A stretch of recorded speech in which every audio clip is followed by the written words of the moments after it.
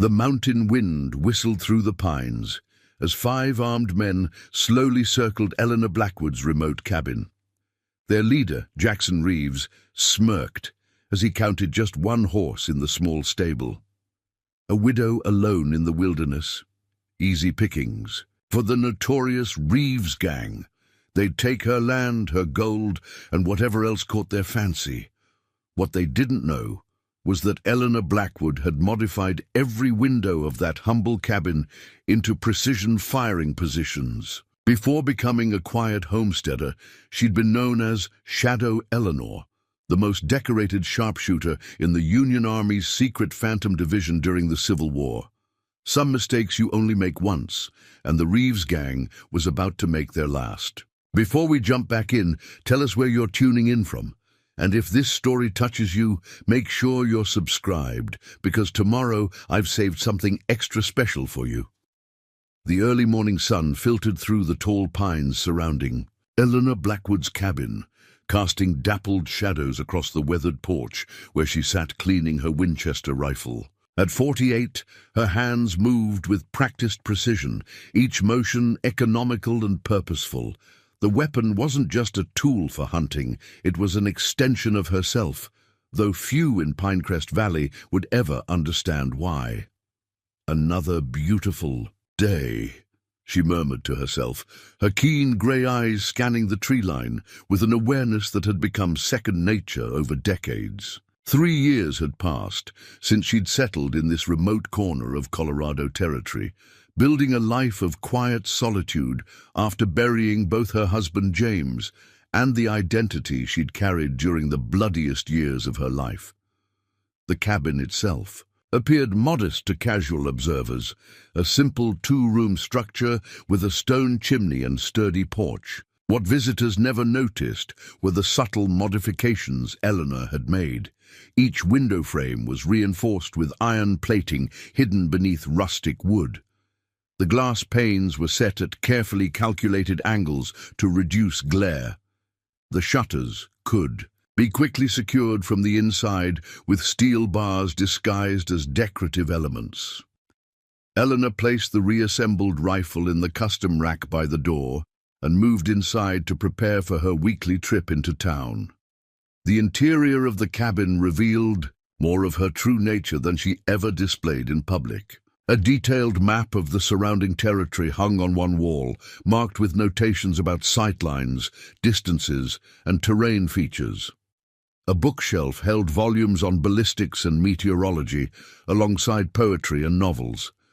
In a locked chest beneath her bed lay 4 additional firearms, each meticulously maintained. "Best get moving if I want to beat the noon rush at Pearson's," she reminded herself, gathering a list of supplies needed for the coming week.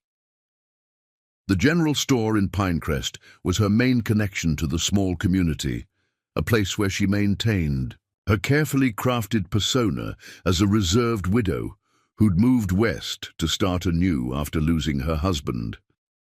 As she saddled her chestnut mare, Sadie, in the small stable, Eleanor's thoughts drifted to the letter she'd received from Marshal Harris. Last week, reports of the Reeves gang moving into the territory troubled her more than she'd let on. She'd tracked their movements through careful conversations with travelers passing through, noting patterns that others missed. Jackson Reeves and his brothers had been systematically targeting isolated homesteads, particularly those owned by women or the elderly, people unlikely to put up significant resistance. The 12-mile ride into Pinecrest gave Eleanor time to organize her thoughts.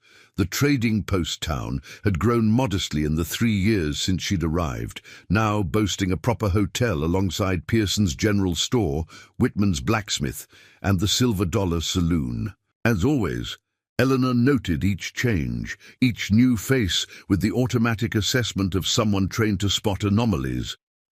She hitched Sadie outside Pearson's, straightening her simple blue dress and checking that her hair was properly secured beneath her bonnet.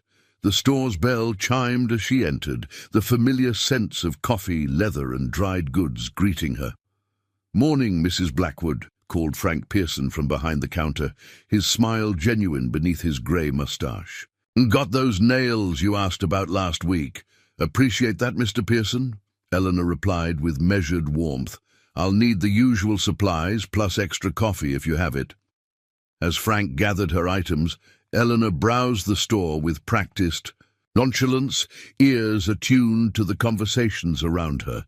Mrs. Whitman and Sally Jenkins were discussing preparations for the Harvest Festival while examining fabric bolts. By the ammunition display, two ranch hands debated the merits of different caliber rounds for predator control. It was the hushed conversation near the post office corner that caught Eleanor's attention. Sheriff Collins, a man whose competence she'd come to respect despite his advanced age, was speaking with a trail-worn rider she didn't recognize. "Third farm this month," the stranger was saying. "Family barely got out of their lives. Reeves had them surrounded before dawn." "Sheriff." Collins shook his head, his weathered face grim. "How many in his gang now?" "At least 8 that I counted, all armed to the teeth and mean as rattlers." Eleanor maintained her browsing, giving no indication she was absorbing every word. Her mind immediately began calculating distances, likely approaches and potential vulnerabilities in her cabin's defenses. "Mrs. Blackwood," Frank's voice pulled her from her thoughts. "That'll be $2.35 for everything." Eleanor paid and exchanged pleasantries, keeping her expression calm despite the tactical assessments running through her mind. As Frank helped load her supplies onto Sadie, he hesitated. "Mrs. Blackwood, don't know if you've heard about the trouble moving through the territory." "I've caught wind of some concerns," she replied carefully. Frank lowered his voice. "These Reeves boys, they're targeting folks living out on their own. Maybe consider staying in town for a spell. Mrs. Harris has rooms available at the boarding house." Eleanor gave him a gentle smile that never reached her eyes. "I appreciate your concern, Mr. Pearson, but I've grown fond of my little place. Besides, I doubt Outlaws would bother with a widow who has little value." As she mounted Sadie and turned toward home, Eleanor was already making mental adjustments to her preparations. The gang would likely scout her property before making any move. They'd observe her patterns, look for weaknesses, count how many people lived there. Standard tactical approach for predators, human or otherwise. The late afternoon sun cast long shadows across the forested path as Eleanor approached her cabin. She slowed Sadie to a walk, her senses heightened. Nothing seemed disturbed, but years of experience had taught her to trust the prickling sensation along her spine. Someone had been watching the cabin. After stabling Sadie and unloading her supplies, Eleanor moved through her home with deliberate calm, checking each window and door. Near the north corner of her property, she spotted it, a broken branch that hadn't been damaged during her morning departure. Fresh boot prints pressed into the soft earth beneath the old oak, positioned perfectly to observe the cabin's daily routine. Eleanor allowed herself a grim smile as she bolted her door from the inside. They were coming. Perhaps not tonight, but soon. The Reeves gang had made the fatal mistake of selecting her cabin as their next target, assuming a solitary widow would be easy prey. As darkness fell, she moved methodically through her evening routine, lighting lamps that would be visible through the windows, creating the impression of an ordinary night. But beneath this performance of normalcy, Eleanor Blackwood was preparing for war, her movements carrying the quiet precision of a predator rather than prey. The shadow. Eleanor that she'd buried 3 years ago was awakening, and the men who would come hunting her had no idea they were about to become the hunted. The next 3 days passed with deceptive quietness in the forest surrounding Eleanor's cabin. To casual observers, her routine remained unchanged, tending her small garden at dawn, chopping wood mid-morning, hunting in the early afternoon. But beneath this veneer of normalcy, her every movement served a tactical purpose. Eleanor had spent these days reinforcing her defenses with subtle adjustments that would go unnoticed by watching eyes. She'd repositioned her woodpile to provide better cover near the west approach. The garden's newly installed trellis could now serve as a blind for the southern exposure. Extra water barrels, seemingly placed to catch rain, were strategically positioned to provide both cover and to extinguish any fire attempts. On the morning of the fourth day, Eleanor spotted fresh tracks along the creek bed, at least 3 different sets of boot prints where there should have been none. One set showed the distinctive wear pattern of cavalry boots, another the broad imprint of custom spurs. The third belonged to a man who favored his right leg, putting extra weight on his left foot. "Getting bolder," she murmured, crouching to examine the depth of the impressions. 2 days at most before they make their move. She followed the tracks until they disappeared into the rocky terrain leading toward the abandoned Harker mining claim 2 miles north. The perfect staging ground for men planning an attack. Eleanor returned to her cabin by an indirect route, using the skills that had once made her the Army's premier scout. She moved with the silence of a mountain lion, leaving no trace of her. Passage through the forest understory. Upon reaching her cabin, she immediately began final preparations. From beneath a loose floorboard under her bed, Eleanor retrieved a wooden box she hadn't opened since arriving in Pinecrest. Inside lay her past, official papers from General Grant himself, commendations for valor behind enemy lines, and a rare photograph showing a younger Eleanor in modified Union blues, standing beside 7 other women and 12 men of the Phantom Division. Her fingers traced the faces of her former squad before settling on a silver medal at the bottom of the box. The Shadow Cross, awarded for the Chattanooga operation that had ended the careers of 3 Confederate generals without firing a single shot. Only 12 had ever been awarded. Preparing and narrating this story took us a lot of time, so if you are enjoying it, subscribe to our channel. It means a lot to us. Now back to the story. Eleanor set these memories aside and reached deeper into the hidden compartment, pulling out a custom-made telescopic sight, a rare device crafted by a German gunsmith that could turn her Winchester into a precision instrument at distances that would seem impossible to most marksmen. Next came specialized ammunition she'd handcrafted years ago, each bullet precisely weighted and loaded for maximum accuracy. By midday, Eleanor had prepared each of her 5 firearms and positioned them at the ready near her specially modified windows. The Winchester and her husband's Army Colt would remain on her person. A Sharps rifle was positioned at the north window, a second Winchester at the east, and a shotgun loaded with custom scattershot by the front door. As she worked, Eleanor's mind mapped the likely approach vectors the Reeves gang would take. Based on their previous attacks, they preferred dawn raids, surrounding their targets under cover of early morning mist. They'd cut any escape routes first, then use intimidation before resorting to violence, not from mercy, but from pragmatic desire to avoid damaging valuable property. A flicker of movement at the edge of the tree line caught her attention. Through the kitchen window, Eleanor spotted a man slipping between pines, using their shadows for concealment. He was good, better than the average outlaw, but to her trained eye, his passage was as obvious as footprints in fresh snow. "Scout," she whispered, remaining perfectly still as she observed him through a small mirror positioned to allow surveillance without being directly visible from outside.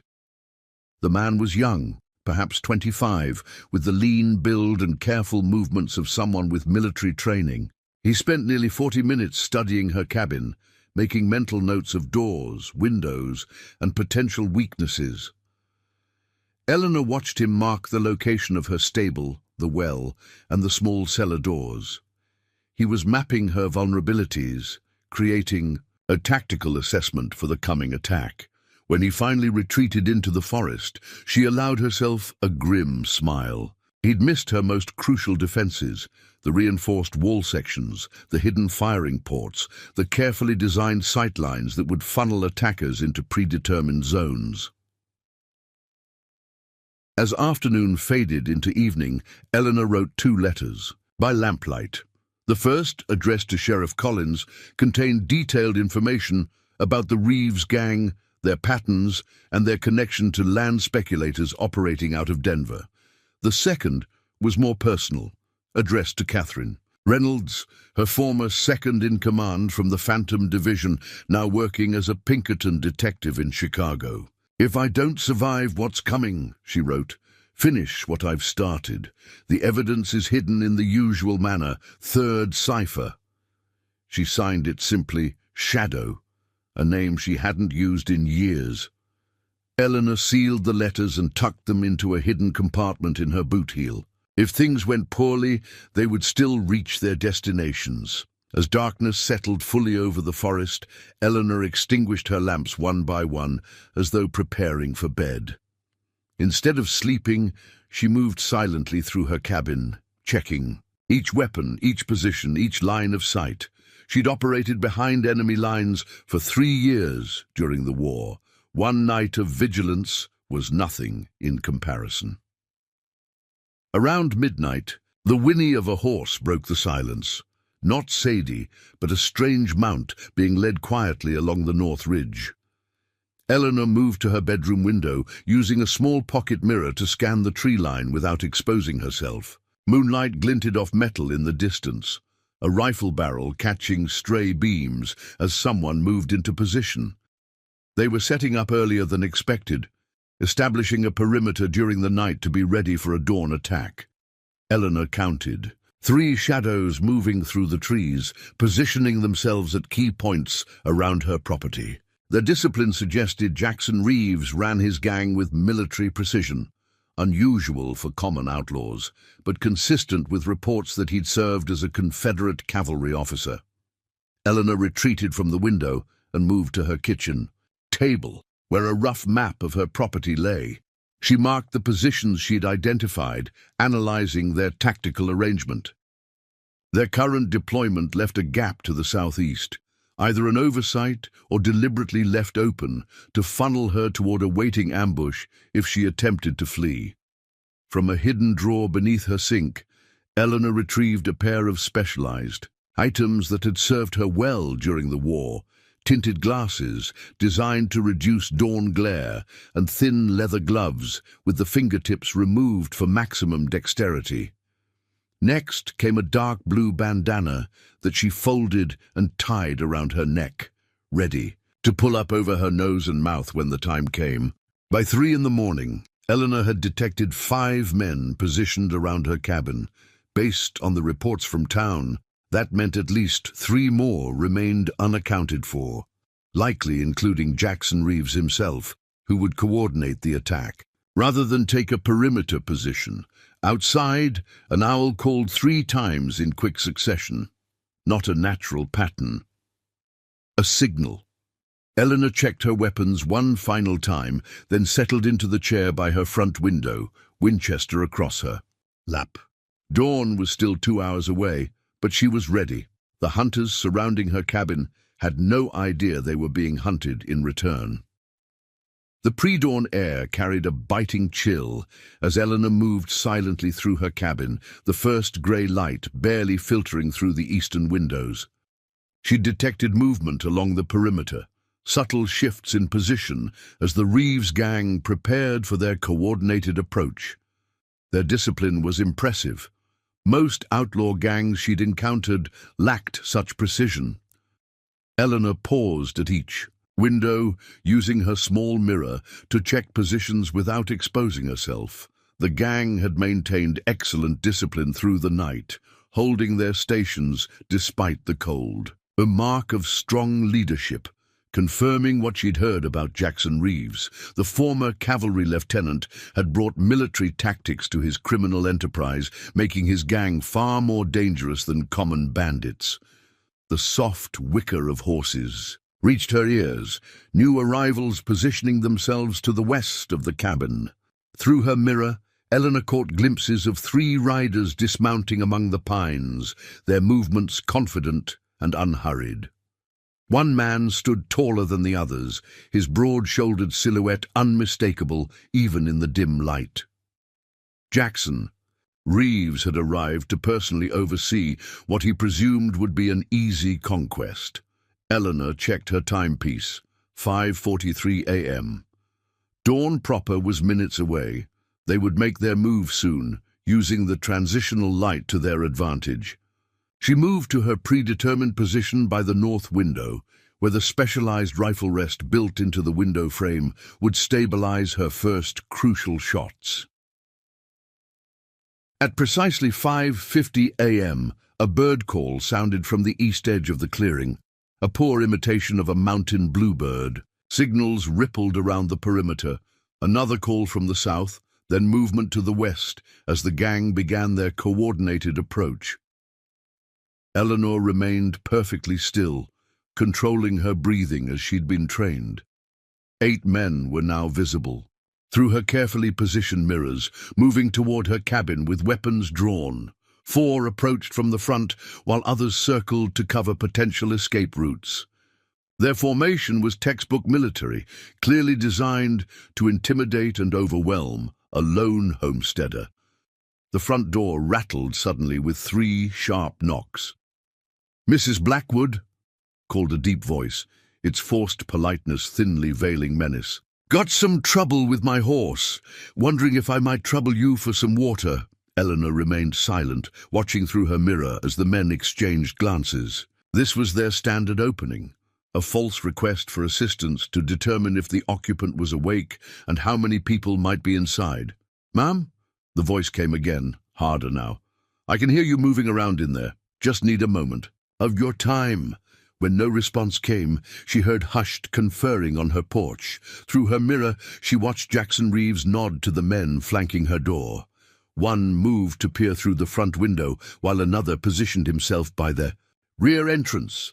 "Mrs. Eleanor Blackwood," Reeves called, dropping all pretense of politeness. "We know you're alone in there.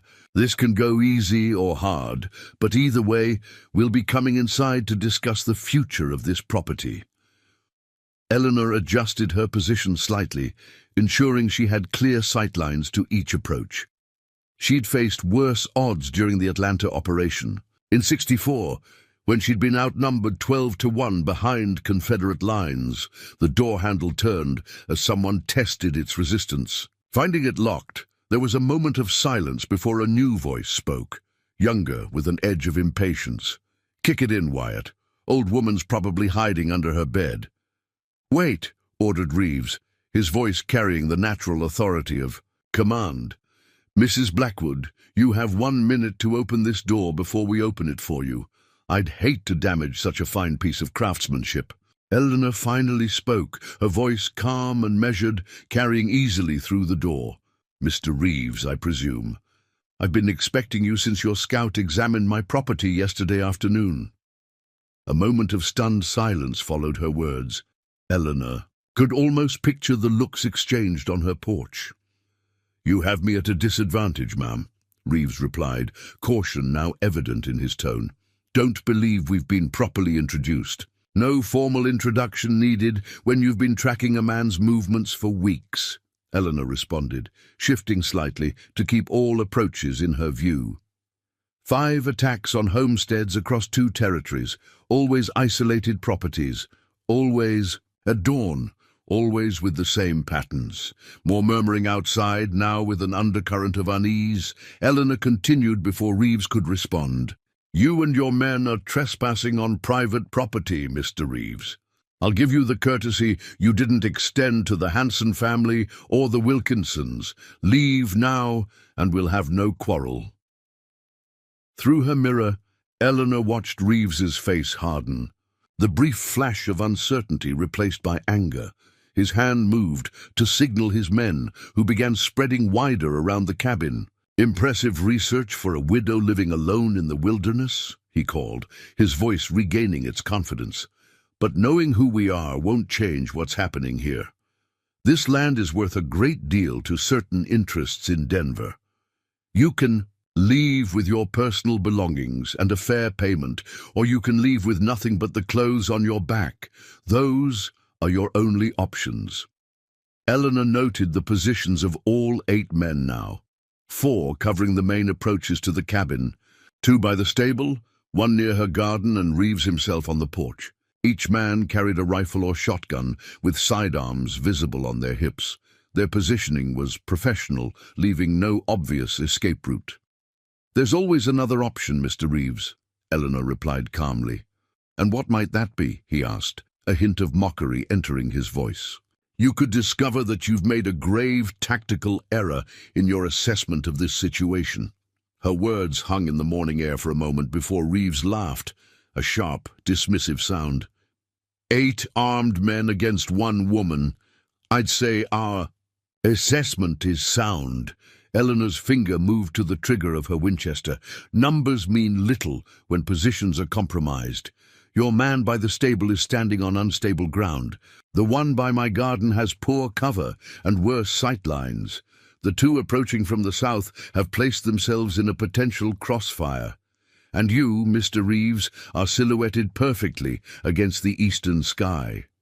Another silence, heavier than before. Through her mirror, Eleanor watched Reeves' expression shift from confidence to wary reassessment. His eyes scanned the cabin's exterior with new attention, noting details he'd previously overlooked: the unusual angle of the window frames, the reinforced shutters, the absence of standard vulnerabilities. "You talk like a military man, Mrs. Blackwood," he said finally, his voice quieter but carrying clearly in the still morning air. "Observant," Eleanor replied, "but incomplete. Now I'll ask once more. Remove yourself and your men from my property." Reeves straightened, squaring his shoulders as he made his decision. "Can't do that, Ma'am. Too much at stake. But I admire your spirit. It'll serve you well in finding a new place to settle." He signaled to his men with a sharp gesture. "Wyatt, Davies, secure the entrance." 2 men moved toward the door, one raising a boot to kick it open. Eleanor sighted down her Winchester and squeezed the trigger. The shot cracked through the morning stillness with precision, striking the door frame inches from the lead man's hand, close enough to send splinters into his skin, but carefully placed to avoid lethal damage. The man jerked backward with a startled cry as his companions dove for cover. Within seconds, all 8 outlaws had scattered, taking positions behind trees, the water trough, and the woodpile. "That," Eleanor called into the ensuing silence, "was your only warning shot." From his position behind an oak tree, Reeves barked orders to his men, his voice tight with controlled anger. "Keep her pinned down. Wyatt, circle around back. Torres, cover the north window." The outlaws began firing at the cabin, bullets thudding into the sturdy logs or whistling through windows. What they didn't realize was that Eleanor had anticipated exactly this response. Each window was positioned to appear vulnerable, while actually providing her with protected firing angles. As the first volley subsided, Eleanor moved swiftly to her next position, readying herself for the real confrontation that was just beginning. Bullets peppered the cabin's exterior as Eleanor moved with practiced efficiency between her prepared positions. She counted shots methodically, essential information about the weapons she faced. The man behind the oak tree was using a Spencer repeating rifle, 7 rounds before reloading. The outlaw by the water trough carried a Winchester similar to her own. 2 others wielded shotguns, effective at close range but useless beyond 30 yards. None of the gang members had expected serious resistance. Their shooting was hasty, uncoordinated, despite their initial disciplined approach. Eleanor used their confusion to her advantage, mentally mapping each man's position while remaining invisible behind her reinforced walls. From the back of the cabin came the sound of breaking glass, someone attempting to enter through the kitchen window. Eleanor had anticipated this move, having deliberately left that window unshuttered to create an apparent vulnerability. What the intruder didn't know was that the floor beneath that window had been specially modified. A sudden crash followed. By a pained curse confirmed her trap had worked. The weakened floorboards had given way, dropping the unwelcome visitor several feet into the shallow pit she dug and concealed beneath her kitchen floor. "Wyatt's down," came a shout from outside. "Something's wrong with the floor." Eleanor took advantage of the momentary distraction. In one fluid motion, she moved to the north window, using the specialized rifle rest she'd built into the frame. Through her custom sight, she located the man who'd been edging toward her stable. The distance was approximately 80 yards, a challenging shot for most, but well within her capabilities. She exhaled slowly, then squeezed the trigger. The Winchester cracked, and the outlaw by the stable dropped his weapon, clutching his shoulder as he fell back against the structure. The shot had been precisely placed to disable without killing, a skill few possessed. "She got Ellis," another voice called out, tension evident in the tone. From behind the oak, Jackson Reeves barked new orders. "Hold positions. Davies, get Wyatt. Out of there, Carter, circle wide to the east. Torres, lay down covering fire." Eleanor moved immediately to her next position, anticipating their adjustment. The outlaw called Torres began firing steadily at the north window where she'd just been, allowing his companion to begin a flanking maneuver around the eastern approach to the cabin. "You're no ordinary widow, Mrs. Blackwood," Reeves called out during a lull in the firing. "That shoulder shot was military precision." Eleanor remained silent, tracking the movement of the man attempting to flank her position. He was good, using the natural contours of the land for cover, moving only when Torres provided covering fire, but he hadn't noticed the thin wire stretched between two pine saplings at ankle height, another of Eleanor's carefully placed preparations. Sure enough, as the outlaw reached the wire, he stumbled forward with a startled cry. The noise was minimal, but to Eleanor's trained ear, it provided the exact location she needed. She moved to the eastern window, using a different angle than the flanking outlaw would expect. Through a narrow gap in the shutters, too small to provide a target but sufficient for her to sight through, she located the fallen man, scrambling for cover. Eleanor chambered another round and fired. The bullet struck the ground inches from the outlaw's hand, sending dirt and pine needles into his face. The message was clear. She could have hit him if she'd wanted to. "Your man to the east should stay down, Mr. Reeves," Eleanor called out. Calmly, "His position is compromised." A tense silence followed her words. Eleanor used the moment to check on the outlaw trapped beneath her kitchen floor. Through a small observation port she'd built into the kitchen cabinet, she could see a young man, perhaps 20, nursing a bruised leg and looking thoroughly confused about his predicament. "What kind of woman are you?" he muttered, not realizing. She could hear him. Outside, Reeves was reassessing the situation. Eleanor watched through her system of mirrors as he conferred quietly with one of his men. Their body language revealed growing frustration and uncertainty. This wasn't proceeding according to their plan. "Mrs. Blackwood," Reeves called again, his voice carrying a new edge of forced reasonableness. "It seems we've underestimated you. Perhaps we can discuss terms after all."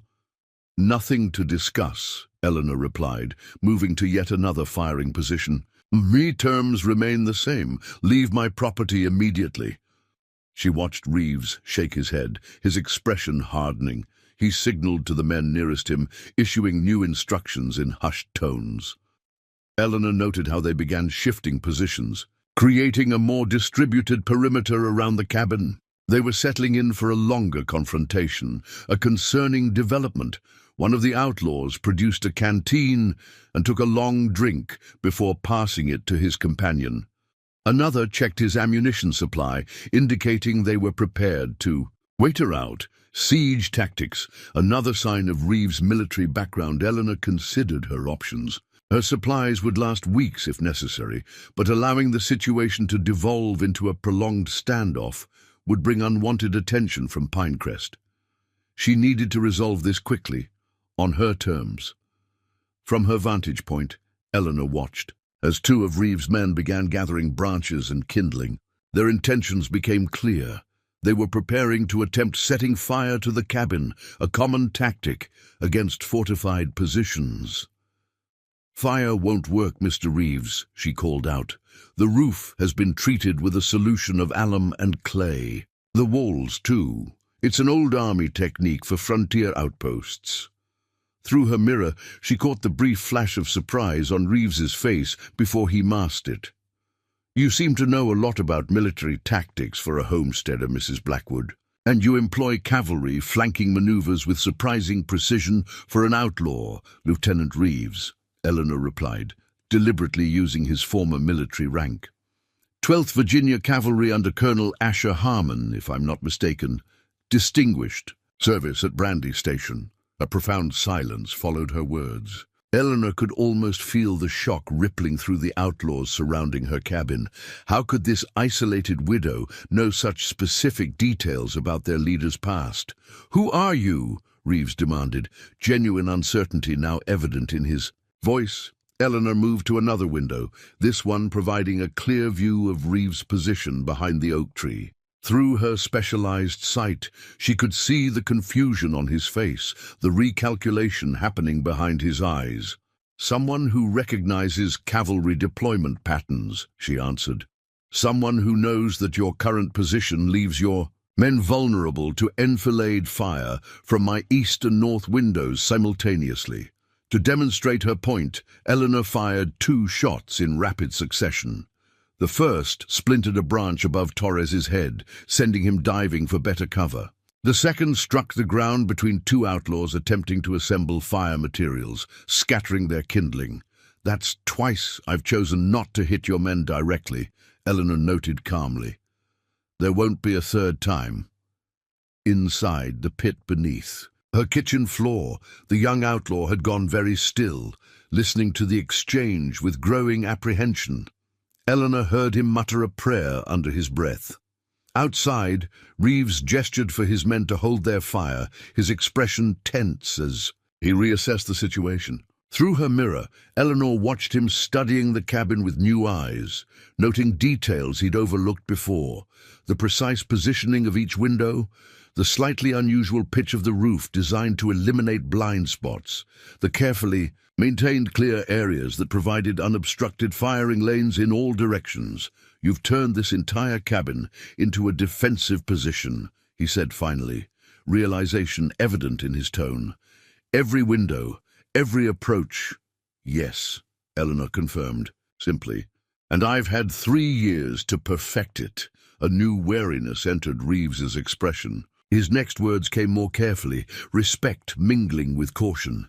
"You still haven't answered my question, Mrs. Blackwood. Who are you, really?" Eleanor shifted position again, maintaining her tactical advantage while keeping all approaches in view. The moment had come to change the dynamic of this confrontation. During the war, the Union Army had a special division that operated behind Confederate lines, she stated, her voice carrying clearly to all the outlaws surrounding her cabin. Small teams, specialized training, focused on high-value targets, and intelligence gathering. They called us the Phantoms. Eleanor's revelation about the Phantom Division hung in the morning air, transforming the atmosphere of the confrontation. Through her network of mirrors, she watched understanding dawn across Jackson Reeves's face, the recognition of a predator, realizing he'd stumbled into the territory of a more dangerous hunter. "The Phantoms were a myth," one of the outlaws called out, uncertainty evident in his voice. "Stories made up to scare Confederate scouts." "That's what we wanted everyone to believe," Eleanor replied, her tone matter-of-fact as she maintained vigilance on all approaches. 12 men and 8 women operating in teams of 2 or 3. We moved through enemy territory, gathering intelligence, eliminating strategic targets, and disrupting supply lines. She shifted position again, using the specialized handholds she'd built into her cabin walls to move silently between firing ports. This constant movement was a technique she'd perfected during urban operations in Richmond, never staying in one location long enough to be targeted. 8 women, Reeves questioned, disbelief coloring his tone despite his growing unease. The Union Army didn't allow— The Union Army officially didn't, Eleanor interrupted. Unofficially, General Grant recognized that women could move through Southern territory with less suspicion. We posed as widows, laundresses, nurses, invisible until we chose not to be. From his position behind the oak tree, Reeves gestured subtly to his men. Eleanor noted how they began adjusting their stances, preparing for a coordinated rush on her signal, a common cavalry tactic when facing an entrenched position. Your men should reconsider their next move carefully, Eleanor warned, her voice carrying easily across the clearing. The east and south approaches are covered by tripwires connected to alarm systems. The western approach has pressure-sensitive plates beneath the soil that will alert me to any movement. To demonstrate her awareness, Eleanor fired a precise shot that kicked up dirt just inches from a concealed pressure plate one of the outlaws had been approaching. The man froze, his expression a mixture of shock and newfound fear. Inside the pit beneath her kitchen floor, the young outlaw had begun examining his surroundings more carefully. "This ain't just a root cellar," he muttered, running his fingers along the precisely joined wooden supports. "This is a holding cell." "Correct, Mr. Wyatt," Eleanor called down through the observation port, startling him. "Designed to temporarily contain intruders without causing permanent harm. The war taught me that killing should always be a last resort." Outside, Reeves had gone silent, reassessing the situation with the calculated precision that had once made him an effective cavalry officer. Eleanor watched him studying the cabin with new eyes, mentally mapping firing angles and defensive positions. "If you're who you claim to be," he finally, "you have a name, a designation that others would recognize." Eleanor paused, considering the implications of acknowledging her former identity. For 3 years, she'd buried that part of herself, becoming simply Eleanor Blackwood, widow and homesteader. Reclaiming her wartime designation meant accepting that her peaceful interlude had ended. "They called me Shadow Eleanor," she answered, her voice steady. "Lead scout and precision shooter for the Phantom Division's Western operations, specializing in long-range eliminations and intelligence gathering behind enemy lines." The effect of her words was immediate. 2 of the outlaws exchanged startled glances, recognition flashing across their features. One, a man with a pronounced limp who'd been maintaining position by the water trough, actually lowered his weapon slightly. "Shadow Eleanor is dead," he stated, though uncertainty had entered his voice. "Killed during operations near Atlanta, in '64. "That's what the official reports say, Mr. Davies," Eleanor replied, deliberately using his name to unsettle him further. "The same reports that claimed Lieutenant Jackson Reeves died at Petersburg, rather than deserting to form a criminal enterprise targeting vulnerable homesteaders." She shifted again, moving to the specialized firing port she'd constructed in her chimney, an unconventional position that provided coverage of the entire northern approach. Through her network of mirrors, she watched confusion spread among the outlaws.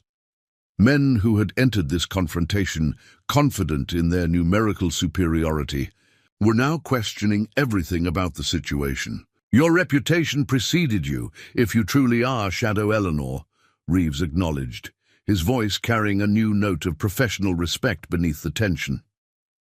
28 confirmed eliminations, all from distances our sharpshooters considered impossible. They said you could hit a man's pocket watch at 500 yards. 473, Eleanor corrected calmly. The stories grew with each telling, but accurate enough for your current circumstances to be concerning. From his position behind the woodpile, Torres, the man Eleanor had identified as having military training earlier, began inching backward, clearly reassessing his exposure. Eleanor allowed this retreat, knowing that creating division among the outlaws would work to her advantage. "I don't care what fancy title she had during the war," snarled another outlaw, a heavy-set man with a bushy beard who'd been maintaining position behind a large boulder. She's still just one woman against 8 men. I say we rush her from all sides. She can't cover everything at once. She doesn't need to, Carter, Reeves responded sharply. She only needs to hit the first 2 or 3 men who break cover. Are you volunteering to lead that charge? Carter fell silent, his bravado diminishing under his leader's pointed question. Inside the pit beneath the kitchen, young Wyatt had begun examining the construction more carefully. This wood ain't from around here, he observed aloud. It's southern pine, not the local timber. Perceptive, Eleanor noted through the observation port. The supports are from a Confederate supply wagon we captured near Chattanooga. I've found that items taken during the war make for excellent building materials in peacetime, a kind of poetic justice. Outside, Reeves had begun a careful visual survey of the entire property, his experienced eye detecting details he'd missed. In his initial assessment, the subtle berms that provided Eleanor with protected lanes of fire, the carefully trimmed branches that eliminated potential cover for attackers, the reinforced shutters designed to withstand concentrated fire. You've spent 3 years creating a fortress disguised as a homestead, he observed, genuine admiration coloring his tone despite the circumstances. Every detail calculated, every approach covered. 2 years and 7 months, to be precise. Eleanor corrected. The first 5 months were spent surveying the territory and selecting the optimal location.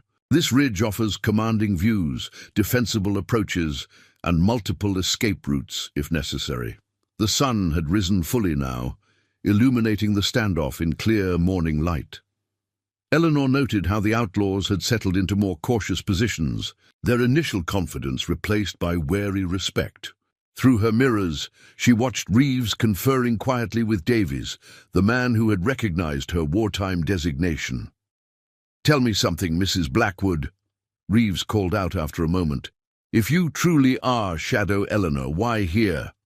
Why exchange a legendary military career for isolation in the wilderness?" The question carried genuine curiosity beneath its tactical purpose of keeping her talking.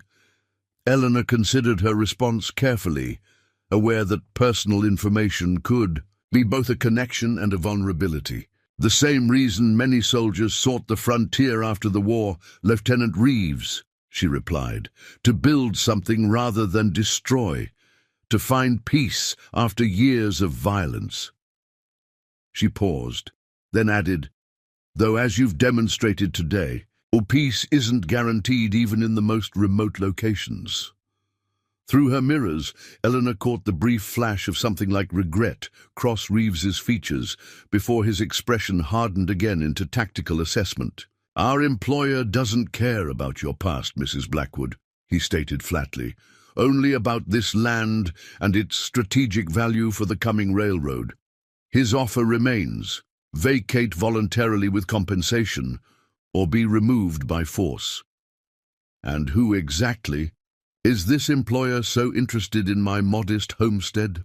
Eleanor questioned, though she already had strong suspicions based on her research.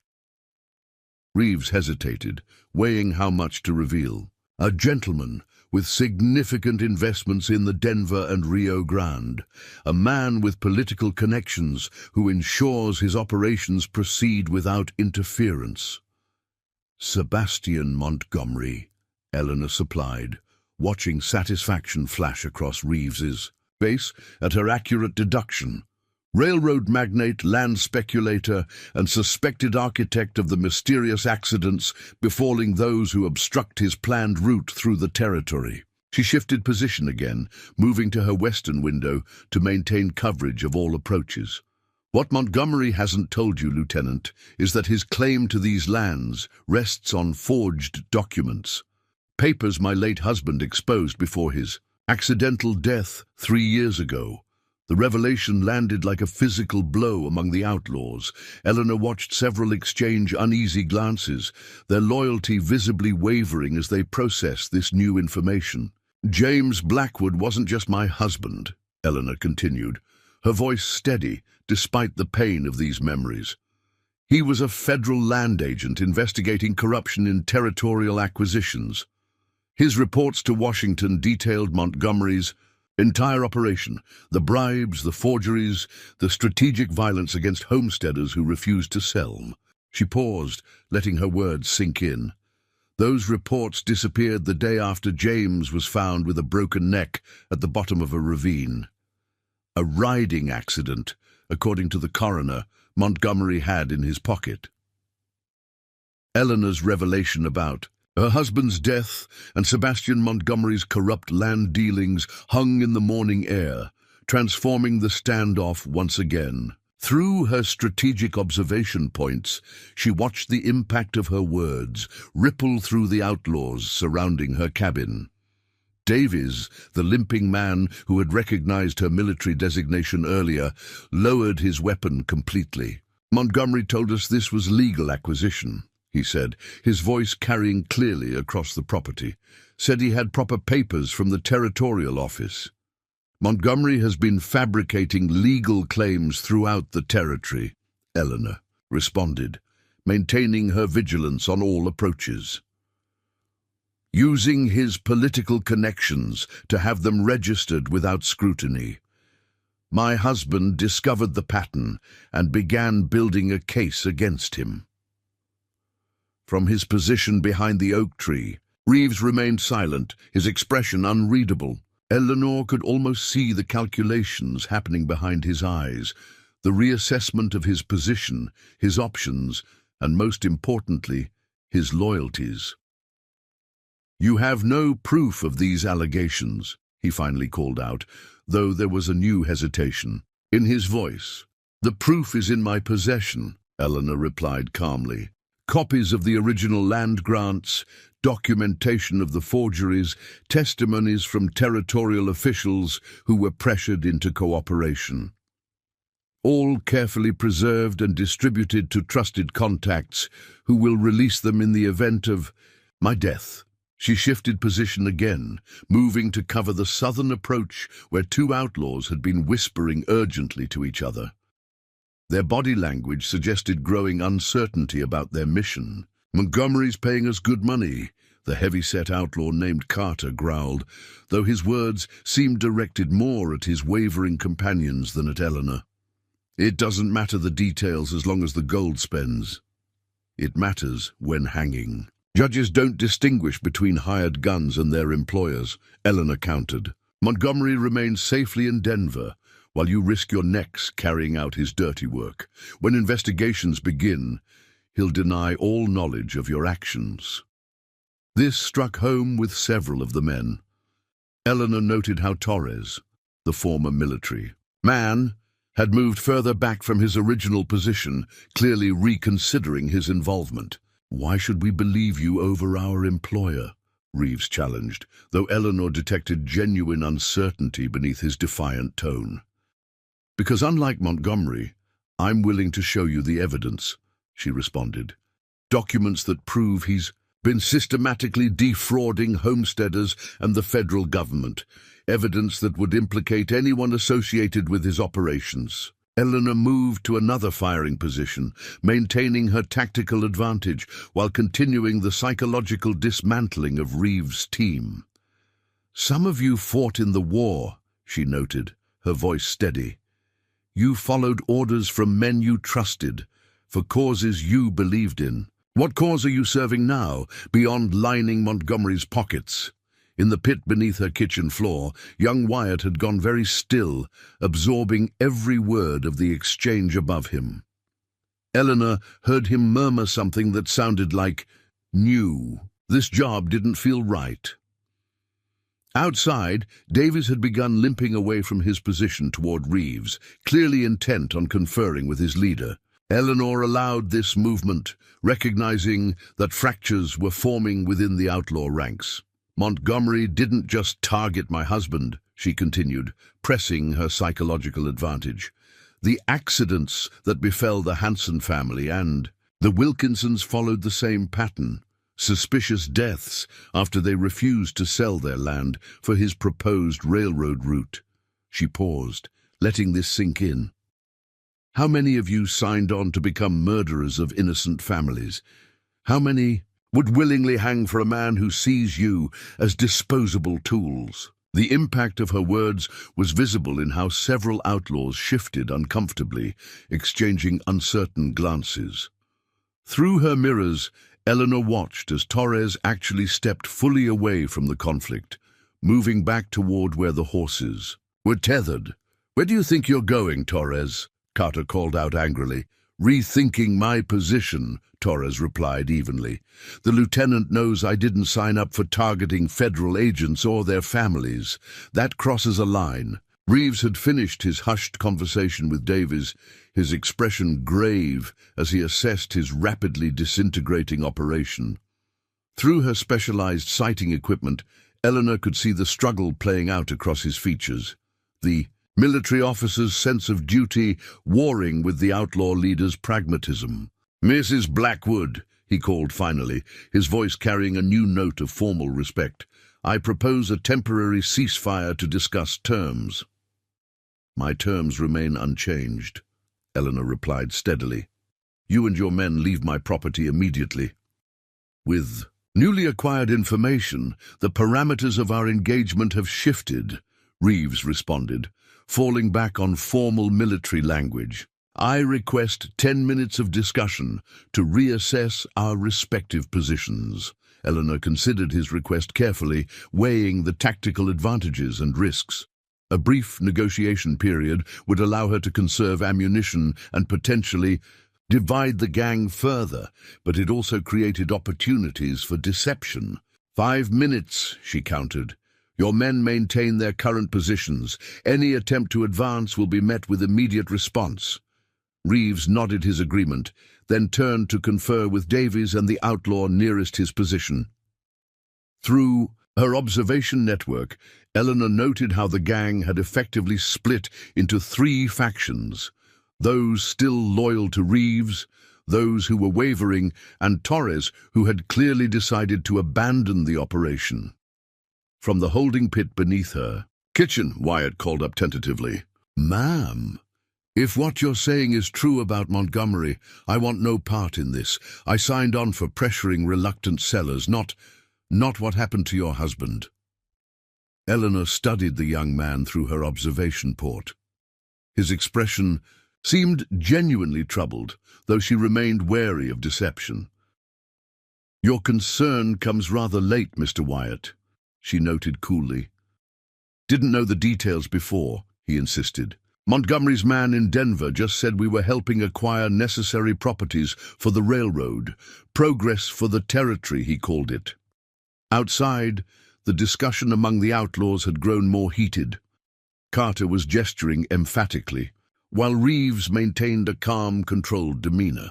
2 of the men had moved closer to Torres near the horses, clearly considering following his example. "You said you have proof," Reeves called to Eleanor after several minutes of intense deliberation. "What exactly do you possess that would implicate Montgomery?" "My husband was meticulous in his investigations," Eleanor responded. "He compiled ledgers tracking suspicious land transactions, collected samples of forged documents alongside the originals for comparison, and recorded testimonies from territorial officials who were pressured into cooperation." She paused, then added the most damning evidence. He also maintained correspondence with Judge Carlton in Denver, communications that detailed his suspicions and named Montgomery directly as the architect of the fraudulent schemes. This new information landed heavily among the outlaws. Judge Carlton was well known throughout the territory as an incorruptible federal judge who had sent more than one wealthy man to prison despite political connections. "If Carlton was involved, why hasn't Montgomery been arrested?" challenged Carter, though uncertainty had crept into his belligerent tone. "Because the final piece of evidence disappeared the day my husband died," Eleanor explained. "A document bearing Montgomery's signature on instructions for land acquisition by any means necessary. Without it, there wasn't enough for formal charges." She shifted position again, maintaining her tactical advantage while pressing her psychological offensive. That document is now in my possession, recovered from the man Montgomery sent to remove it from my husband's effects. This was a calculated risk. The document existed, but Eleanor couldn't be certain Montgomery had personally signed it, rather than using an intermediary. However, the impact of her claim on the Outlaws was immediate and dramatic. Torres immediately mounted his horse. "I'm done," he announced clearly. "This has gone beyond what I agreed to. Anyone with sense should do the same." Carter raised his rifle, aiming at the departing man. "You don't walk away from a job, Torres." "Lower your weapon, Carter," Reeves ordered sharply. "Killing our own men isn't part of any operation I command." The tension among the Outlaws had reached a breaking point. Eleanor watched through her mirrors as clear divisions formed. Torres, already departing, two more men moving uncertainly toward their horses.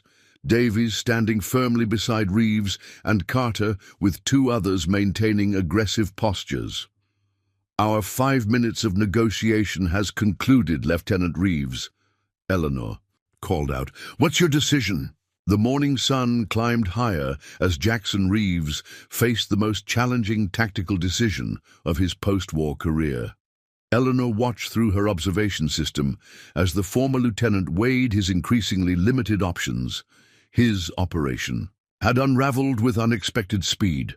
Torres already riding away, two more men edging toward their horses, and the remaining Outlaws divided in their loyalties.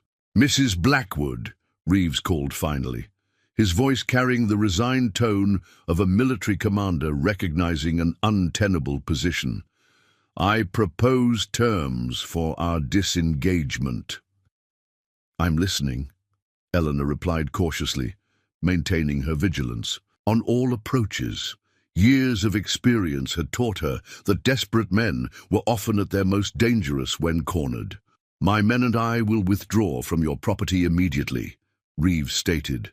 "In exchange, you provide us copies of the evidence against Montgomery, insurance for our own protection once he discovers we've failed to secure your land."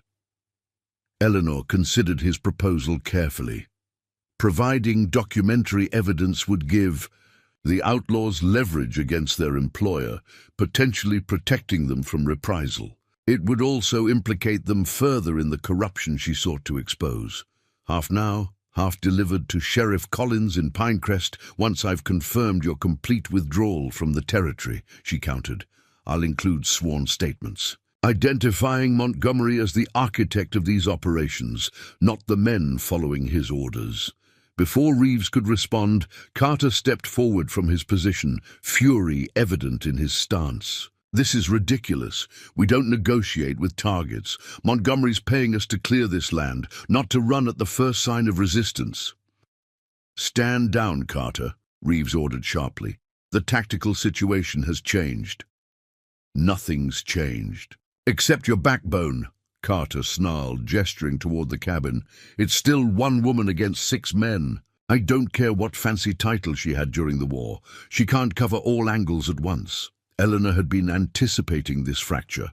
Through her mirrors, she watched the remaining Outlaws instinctively take sides, two moving closer to Carter, while Davies remained firmly beside Reeves.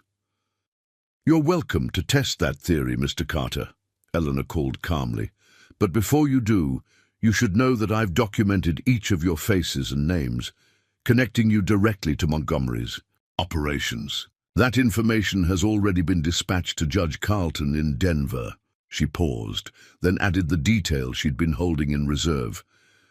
"I've also taken the liberty of documenting your involvement in the incident at the Hanson homestead, particularly your role in setting fire to their barn while the family was still inside." Carter's face paled visibly, his bravado faltering as he realized the extent of Eleanor's intelligence gathering. "You can't prove a distinctive spur pattern in the mud beside the Hansons' barn," Eleanor interrupted, "matching the custom spurs you're wearing right now.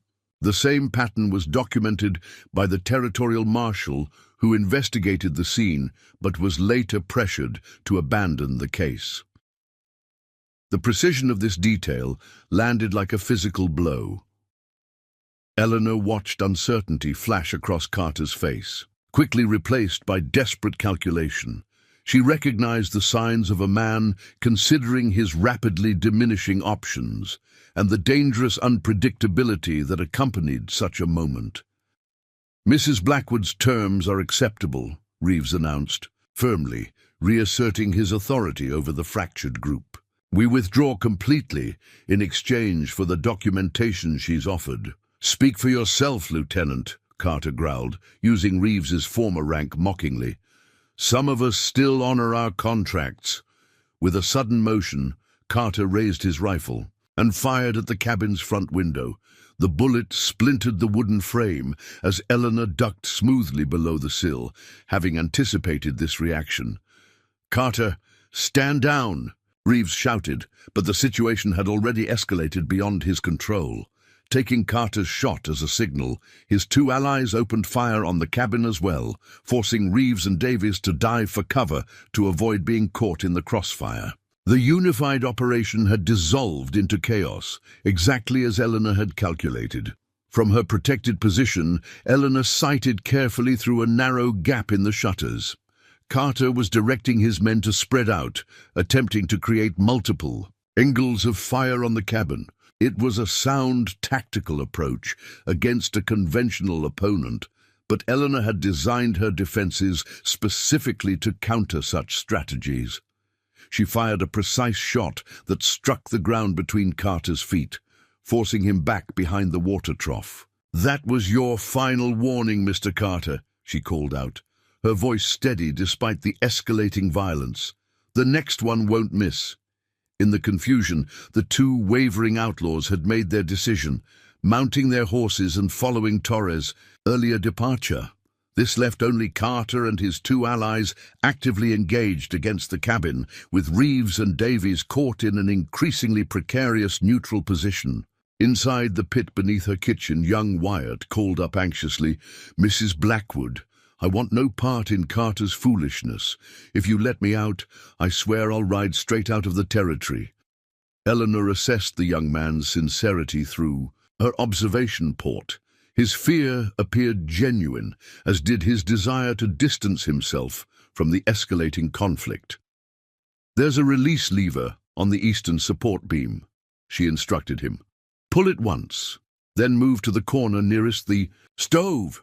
Wyatt quickly located the mechanism and activated it. A section of the kitchen floor hinged downward, creating a ramp leading to a narrow tunnel that emerged behind the stable, an escape route Eleanor had engineered during her second year of residence. "Follow the tunnel," she directed. "It will lead you behind your horses. Take the chestnut mare with the white blaze. She's fast but gentle. Ride south toward Pinecrest and turn yourself into Sheriff Collins.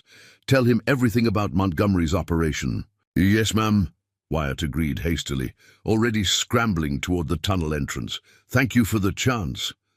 Outside, Carter had organized his remaining allies into a more coordinated assault. One man had worked his way toward the woodpile on the western approach, while the other maintained covering fire from behind a large boulder.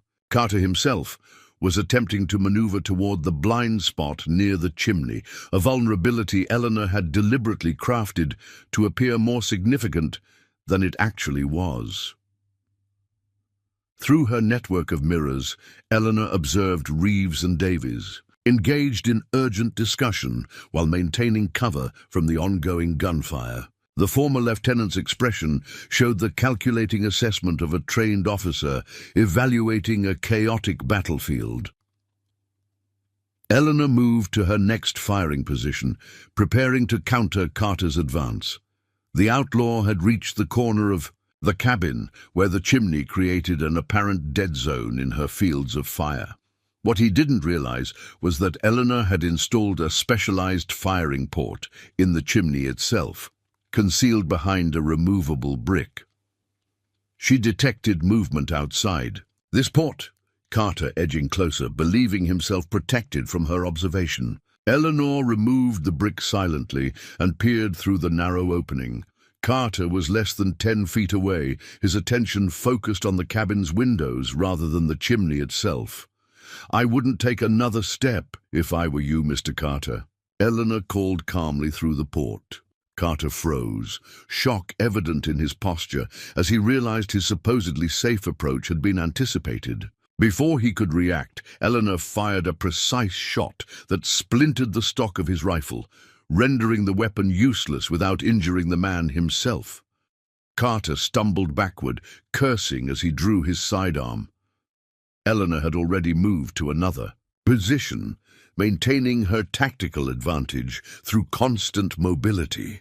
From her new vantage point, she spotted one of Carter's allies attempting to circle behind the stable, likely hoping to use it as cover for approaching the rear of the cabin. Eleanor fired again, the bullet striking a metal bucket hanging beside the stable door. The loud clang startled the outlaw's horse, which reared suddenly, throwing the man to the ground and effectively neutralizing his advance. "Your men are exposed, Mr. Carter," Eleanor called out, "and your position is compromised." From their protected location behind the oak tree, Reeves finally made his decision. "Carter," he shouted, "this operation is terminated. Stand down immediately." "This operation is finished," Reeves repeated, his voice carrying the unmistakable command tone of a military officer. "Stand down, Carter," Carter responded with a string of profanities, his face contorted with rage as he took cover behind the water trough once more. "You've gone soft, Lieutenant," he spat. "Montgomery's paying us good money to clear this land, and I aim to earn my share." Through her observation network, Eleanor watched the final disintegration of what had once been a coordinated assault. The two men still following Carter had taken up positions that isolated them from Reeves and Davies, effectively creating two separate factions in what had begun as a unified operation. "Think, Carter," Reeves urged, maintaining his position behind the oak tree. "The woman has outmaneuvered us at every turn. She's documented our operations, connected us to Montgomery, and prepared this entire property as a defensive position. We're fighting on ground of her choosing against an opponent with superior tactical awareness." Eleanor used this moment of distraction to relocate to yet another firing position. Her system of concealed handholds and reinforced paths allowed her to move silently throughout the cabin's interior, appearing at different windows to maintain the impression of multiple defenders. Carter signaled to his remaining allies, directing one toward the eastern approach, while the other maintained covering fire. It was a basic flanking maneuver, but executed with the desperation of a man who knew his options were rapidly diminishing. "Your men are still exposed, Mr. Carter," Eleanor called calmly, "and now divided.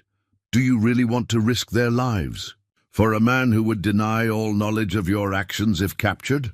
To emphasize her point, Eleanor fired a precise shot that ricocheted off a metal feeding trough near one of Carter's men, sending him scrambling for better cover. The shot demonstrated both her accuracy and her continued choice to disable rather than kill, a psychological tactic that further undermined the outlaw's resolve. From his position behind the oak tree, Reeves had begun executing a different strategy.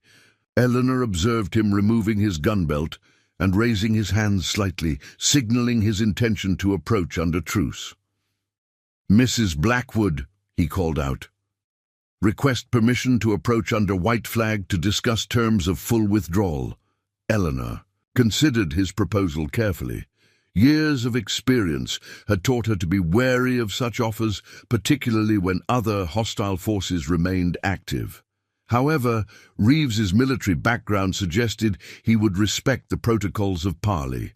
"Permission. Granted, Lieutenant Reeves," she responded. "Advance slowly with Davies. Any attempt to use this approach as cover for hostile action will be met with immediate response." As Reeves and Davies began their cautious approach toward the cabin's front porch, Carter's fury reached new heights.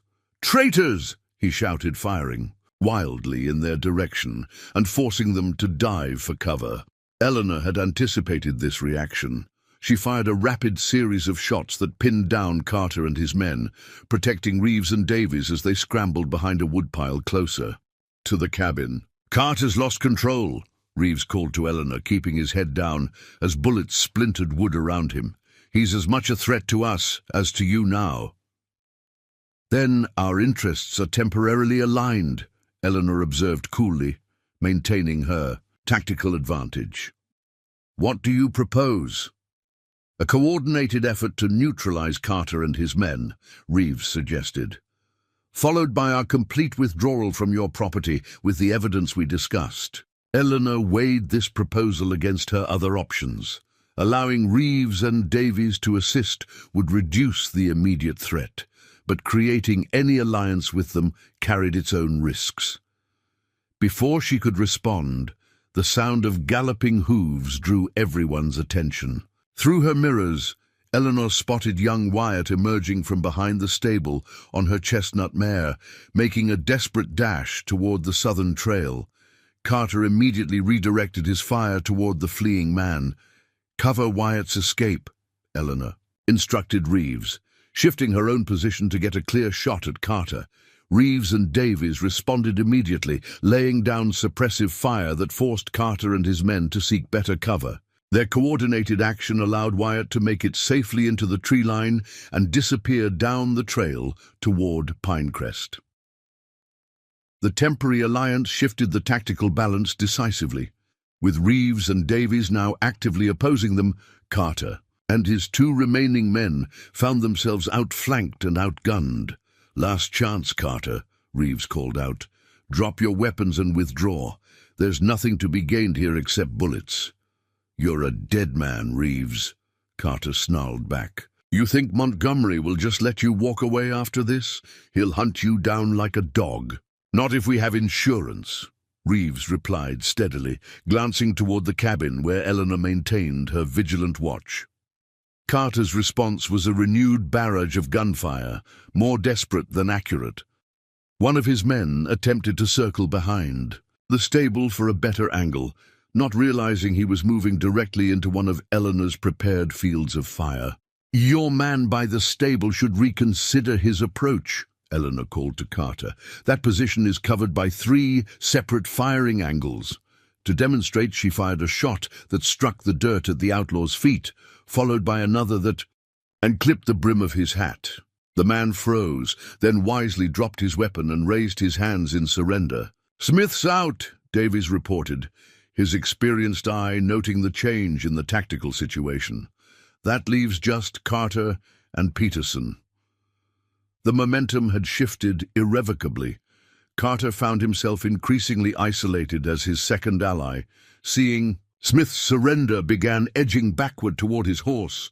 Within moments, the man had mounted and was galloping away, abandoning Carter to face the consequences of his defiance alone. "It's over, Carter," Reeves called, his voice carrying the weight of tactical certainty. "You're alone and exposed. Surrender. While you still can." Eleanor watched Carter carefully through her specialized sight. His body language revealed the dangerous unpredictability of a cornered predator. Shoulders tense, movements jerky, eyes darting between potential targets. She recognized the signs of a man preparing for one final desperate action. "Mr. Carter is considering a suicide charge," she observed calmly to Reeves. "His right hand is tensing, and he's shifting his weight onto his back foot for momentum." Reeves nodded in acknowledgement, impressed despite himself by the precision of her observation. Carter always was hot-headed, too quick to act, too slow to think. As predicted, Carter suddenly burst from behind his cover, firing wildly as he charged toward the cabin with reckless abandon. Eleanor had already anticipated this move, having observed similar desperate charges during the war. She fired a precisely calculated shot that struck Carter's right shoulder, causing him to spin and drop his weapon without inflicting a fatal wound. Carter fell hard, clutching his injured shoulder and cursing vehemently. The final threat neutralized. An uneasy silence fell over the property.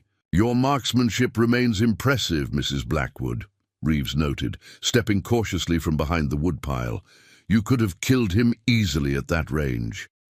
"Killing should always be the last resort," Eleanor replied, maintaining her position at the window. "A lesson the war taught me at great cost." She studied Reeves carefully through her sight as he approached Carter's prone form and secured the man's dropped weapons. Despite their temporary alignment against a common threat, Eleanor remained vigilantly aware that Reeves and Davies still represented potential dangers. "Your proposal, Lieutenant Reeves," she called, redirecting the conversation to their interrupted negotiation. "You mentioned a coordinated withdrawal and evidence against Montgomery. Let's discuss specific terms." Reeves straightened, his military bearing returning now that the immediate threat had been neutralized. "Complete withdrawal from your property and the surrounding territory. No further action against you or your land. In exchange, documentary evidence of Montgomery's operations sufficient to protect us from his reprisals." Eleanor considered his terms carefully. "And what guarantee do I have that you won't simply return with reinforcements once you've secured the evidence?" Reeves considered Eleanor's question about guarantees with the thoughtful calculation of a military strategist. "My word as an officer means little after my actions since the war," he acknowledged candidly. "But practical considerations offer better assurance than promises. Montgomery has connections, but his reach isn't infinite. With evidence of his operations in our possession, mutual deterrence becomes our protection." Eleanor maintained her vigilant position at the window, assessing both Reeves' words and his body language through her specialized sight. Years of experience reading men in high-pressure situations told her his pragmatic approach was genuine, even if his trustworthiness remained questionable. "There's another factor you should consider," she noted calmly. "Young Wyatt is currently riding to Pinecrest with instructions to share everything he knows about Montgomery's operations with Sheriff Collins. By tomorrow, territorial marshals will be investigating every aspect of these land acquisitions." This new information visibly impacted Reeves's tactical calculations. He exchanged a quick glance with Davies, their wordless communication revealing the depth of their partnership. "Then our window for establishing independent protection is closing rapidly," Reeves observed, "making our need for the documentation more urgent, not less." On the ground nearby, Carter groaned and clutched his wounded shoulder, his earlier bravado replaced by pained resignation. The man who had surrendered earlier, Smith, remained kneeling with his hands raised, uncertain of his fate as the negotiation continued. "Your practical assessment is sound," Eleanor acknowledged, "but incomplete. Documentation sufficient to protect you from Montgomery would also implicate you in his crimes. A difficult position when territorial marshals begin making arrests." Reeves nodded, accepting the validity of her point. "Then perhaps alternative terms might be more appropriate to our mutual interests." "I'm listening," Eleanor replied, still maintaining her tactical advantage despite the evolving situation. "Complete withdrawal as offered previously," Reeves began, his tone shifting to the formal cadence of official negotiation. "Plus, our testimony against Montgomery regarding his operations and methods. In exchange, your intervention with the territorial authorities, verification that Davies, myself, and our men cooperated in bringing Montgomery to justice." Eleanor considered this revised proposal carefully. Having former outlaws testify against Montgomery would significantly strengthen the case against him, potentially ensuring that justice would reach beyond mere triggerman to the true architect of the corruption. "Testimony would need to be comprehensive," she stated. "Every detail of Montgomery's operations, every instruction he provided, every official he compromised." "Understood and agreed," Reeves confirmed. "Davies and I maintained meticulous records of all operations, names, dates, payments. Montgomery insisted on detailed reporting. Your organizational tendencies from military service," Eleanor observed. Useful now in unexpected ways. Davies spoke up for the first time during the negotiation, his voice carrying the practical perspective of a seasoned veteran.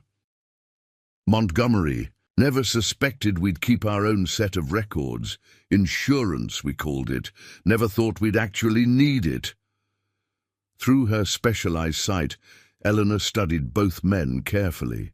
Their body language suggested genuine willingness to cooperate, driven more by self-preservation than any sudden moral awakening. Pragmatism rather than principle, but effective nonetheless for her purposes. "And Carter?" she inquired, nodding. Toward the wounded man, still lying in the dirt. Carter was running his own side operations, without Montgomery's knowledge, Reeves revealed, including the more extreme violence against the Hanson family. His testimony would be valuable but problematic. He's directly implicated in multiple deaths. This explanation aligned with Eleanor's own intelligence gathering. She had suspected Carter's particularly vicious approach went beyond Montgomery's instructions, representing personal initiative rather than ordered action. "Very well," she decided. "I accept your revised terms with one addition. You'll surrender all weapons before approaching the cabin, and you'll be secured inside until arrangements can be made with Sheriff Collins." Reeves nodded his acceptance, recognizing the reasonable precaution. "Agreed. And Smith?" Eleanor considered the surrendered outlaw, who had maintained his kneeling position throughout the negotiation. "He'll be secured as well, pending determination of his specific involvement." With terms established, Eleanor directed the careful disarming process from her protected position. Reeves and Davies removed their remaining weapons, placing them in a pile before approaching the cabin with hands visible. Smith followed their example, while Carter remained secured where he had fallen, his wound painful but not life-threatening. "Stop. At the porch steps," Eleanor instructed. "You'll find restraints hanging on the railing post. Secure yourselves and then proceed inside." Reeves raised an eyebrow at this prepared detail. "You anticipated taking prisoners." "I anticipated multiple scenarios," Eleanor corrected calmly. "Preparation for diverse outcomes was essential to my operational planning during the war." Old habits persist. Once the men had secured themselves with the specialized restraints designed to allow limited movement while preventing access to weapons, Eleanor directed them into the cabin through the front door. Only after they were safely inside did she emerge from her firing position, maintaining a careful distance as she verified their bonds. "Impressive modifications," Reeves noted, his experienced eye taking in the cabin's interior defenses, now visible from his new perspective. The reinforced walls, the concealed firing ports, the observation system. You've created a defensive position that would challenge a full military unit. 3 years of methodical preparation, Eleanor acknowledged, checking Carter's wound as the sullen outlaw sat heavily in a kitchen chair. "The bleeding is controlled. You'll survive to face justice, Mr. Carter." With her prisoners secured, Eleanor retrieved a medical kit from beneath a floorboard and tended to Carter's injury with clinical efficiency. Her actions were neither gentile nor rough, simply the practical ministrations of someone who had treated many battlefield wounds. "Why bother?" Carter muttered, wincing as she cleaned and bandaged his shoulder. "You should have finished the job." "Killing is easy, Mr. Carter," Eleanor replied evenly. "Living with the consequences is harder. I learned that lesson thoroughly during the war." While maintaining vigilant awareness of her prisoners, Eleanor moved to a concealed compartment behind a false section of bookshelf. From this hidden space, she retrieved a leather portfolio containing carefully preserved documents. "These are copies of essential evidence," she explained, spreading selected papers on the table. "Sufficient to demonstrate Montgomery's operations and your cooperation against him, without unnecessarily incriminating yourselves in matters unrelated to his land acquisition scheme." Reeves studied the documents with obvious admiration for their thorough organization. Your husband taught you his investigative methods. James taught me many things, Eleanor confirmed, a momentary softness entering her voice before her professional demeanor returned. But my organizational systems were developed during intelligence operations behind Confederate lines. When information could mean the difference between mission success and capture, meticulous documentation becomes second nature. She separated specific documents into distinct piles, her movements precise and deliberate. These will go to Sheriff Collins, these to Judge Carlton directly, and these will remain secured as insurance against future complications. As Eleanor organized the evidence, the morning had progressed to full day, sunlight streaming through the cabin's windows and illuminating dust motes disturbed by their movement. The transformation from pre-dawn tension to this strange aftermath created an almost surreal atmosphere. "I must admit, Mrs. Blackwood," Reeves observed, watching her systematic approach to the documentation, "when Montgomery assigned us this operation, I anticipated many potential outcomes, finding myself negotiating surrender terms with a former Union intelligence operative was not among them. As the afternoon sun cast long shadows through the cabin windows, Eleanor maintained her vigilant supervision of her prisoners while completing the organization of evidence. The atmosphere had shifted from combat tension to an uneasy truce, punctuated by the occasional groan from Carter as his wounded shoulder throbbed. "Montgomery will have contingency plans," Reeves observed, breaking the extended silence. "He didn't build his empire by leaving himself vulnerable to betrayal." Eleanor nodded, acknowledging the validity of his concern. "He already implemented one such contingency. 2 weeks ago, a professional gunman visited Pinecrest asking questions about the widow who lives alone in the hills. Fortunately, the townspeople are protective of their own." This information visibly surprised Reeves. "Montgomery sent someone in advance of our operation. He never mentioned this." "Compartmentalization," Eleanor explained, "a principle I suspect you understand from your military experience. Each operative receives only the information necessary for their specific task." Davies shifted uncomfortably in his restraints. "What happened to this gunman?" A ghost of a smile touched Eleanor's lips. "He encountered unexpected difficulty during his reconnaissance, a regrettable accident involving a weakened bridge on the North Trail. He's currently recovering from 2 broken legs in Sheriff Collins' jail." "And providing additional testimony against Montgomery, I imagine," Reeves noted, with grim appreciation. "Precisely." Eleanor sealed one of the document packets with wax, pressing her husband's official seal into the molten surface.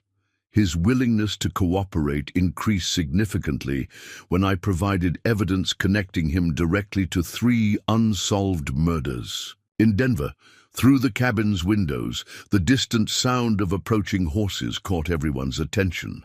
Eleanor moved smoothly to her observation position, using her network of mirrors to identify the riders without exposing herself directly. "Sheriff Collins," she announced after a moment, "accompanied by young Wyatt and 2 deputies. It seems your former associate delivered my message with commendable speed."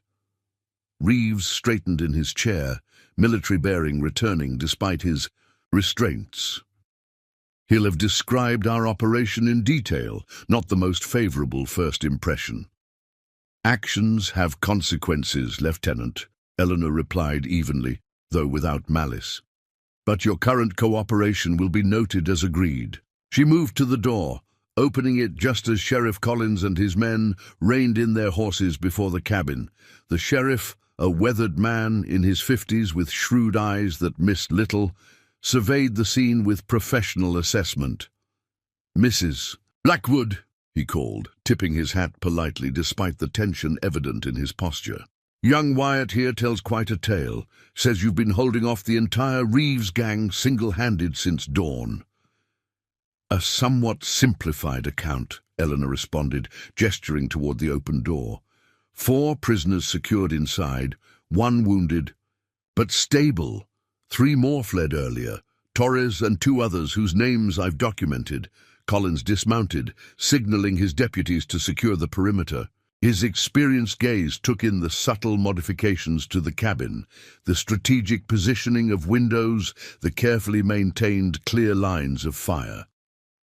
"You've been planning for something like this," he observed quietly as he approached the porch. "Planning for possibilities?" Eleanor corrected. "A habit developed during the war." The sheriff's eyebrows rose slightly.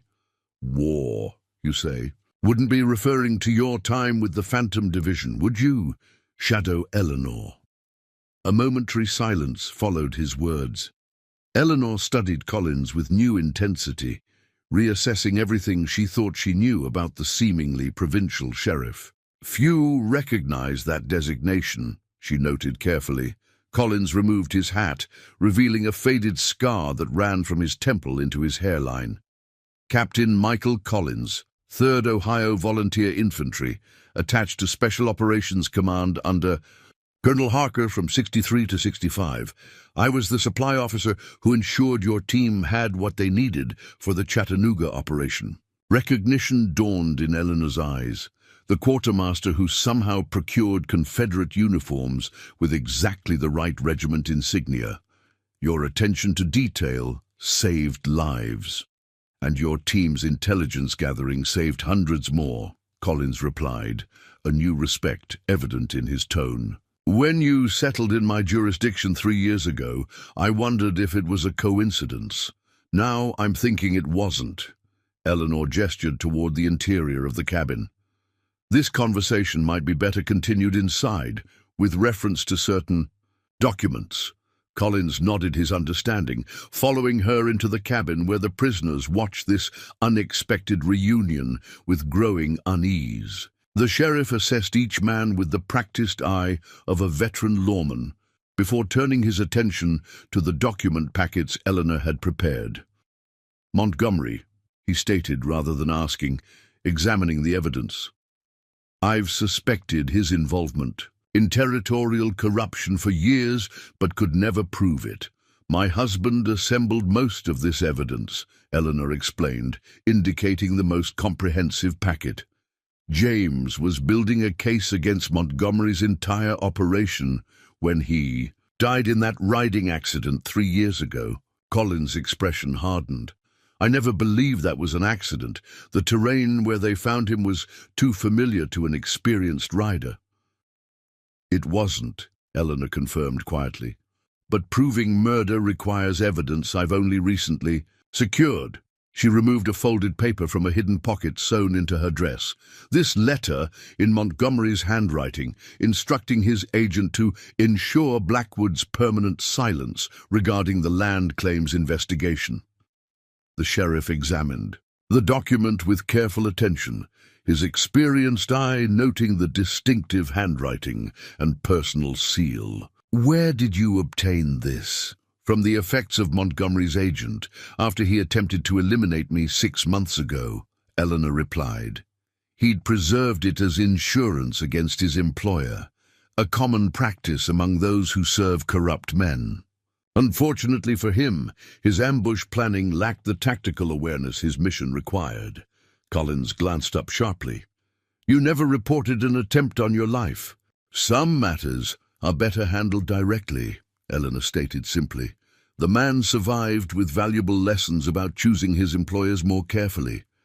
He's currently operating a small trading post in California, having decided a change of scenery was advisable for his health." From his seat at the table, Reeves watched this exchange with growing understanding. "You've been systematically dismantling Montgomery's operation since you arrived," he observed, "using your husband's evidence as a foundation."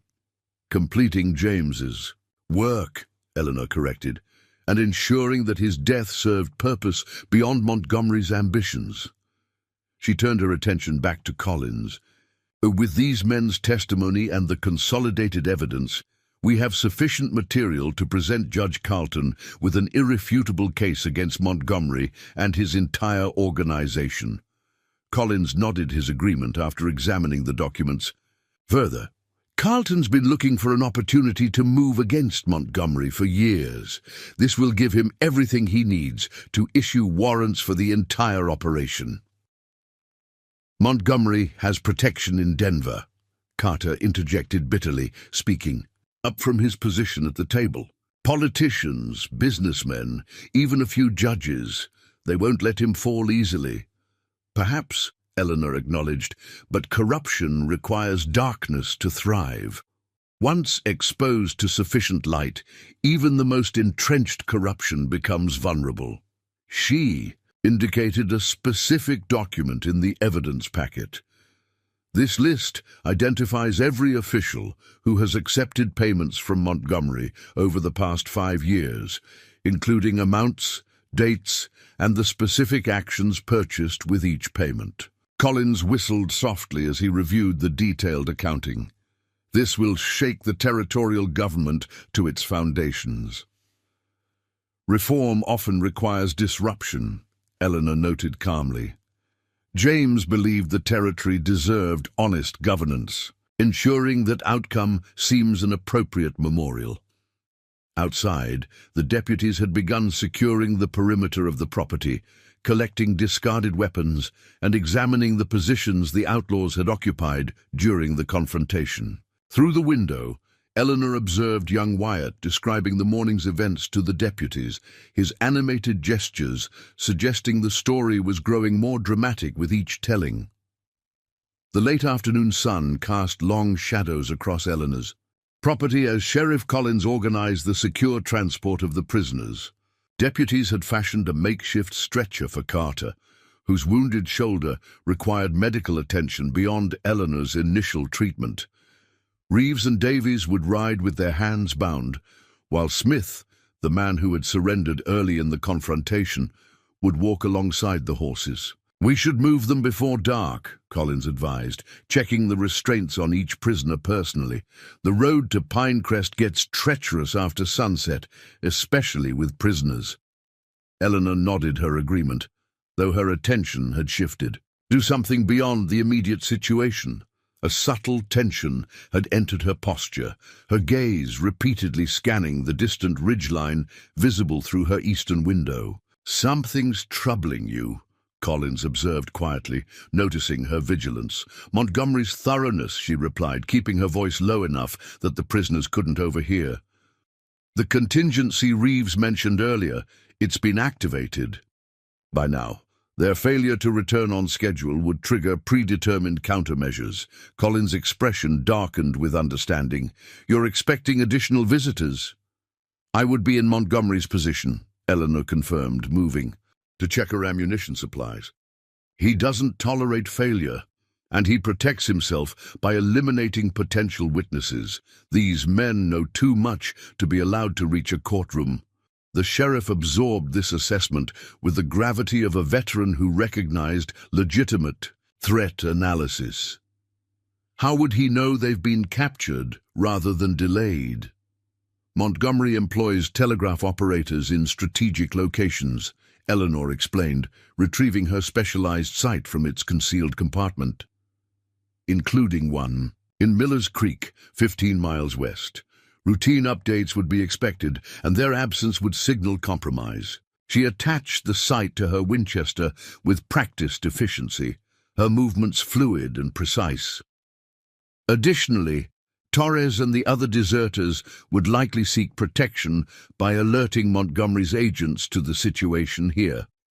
Collins processed this information quickly, military experience evident in how swiftly he shifted from law enforcement to tactical thinking.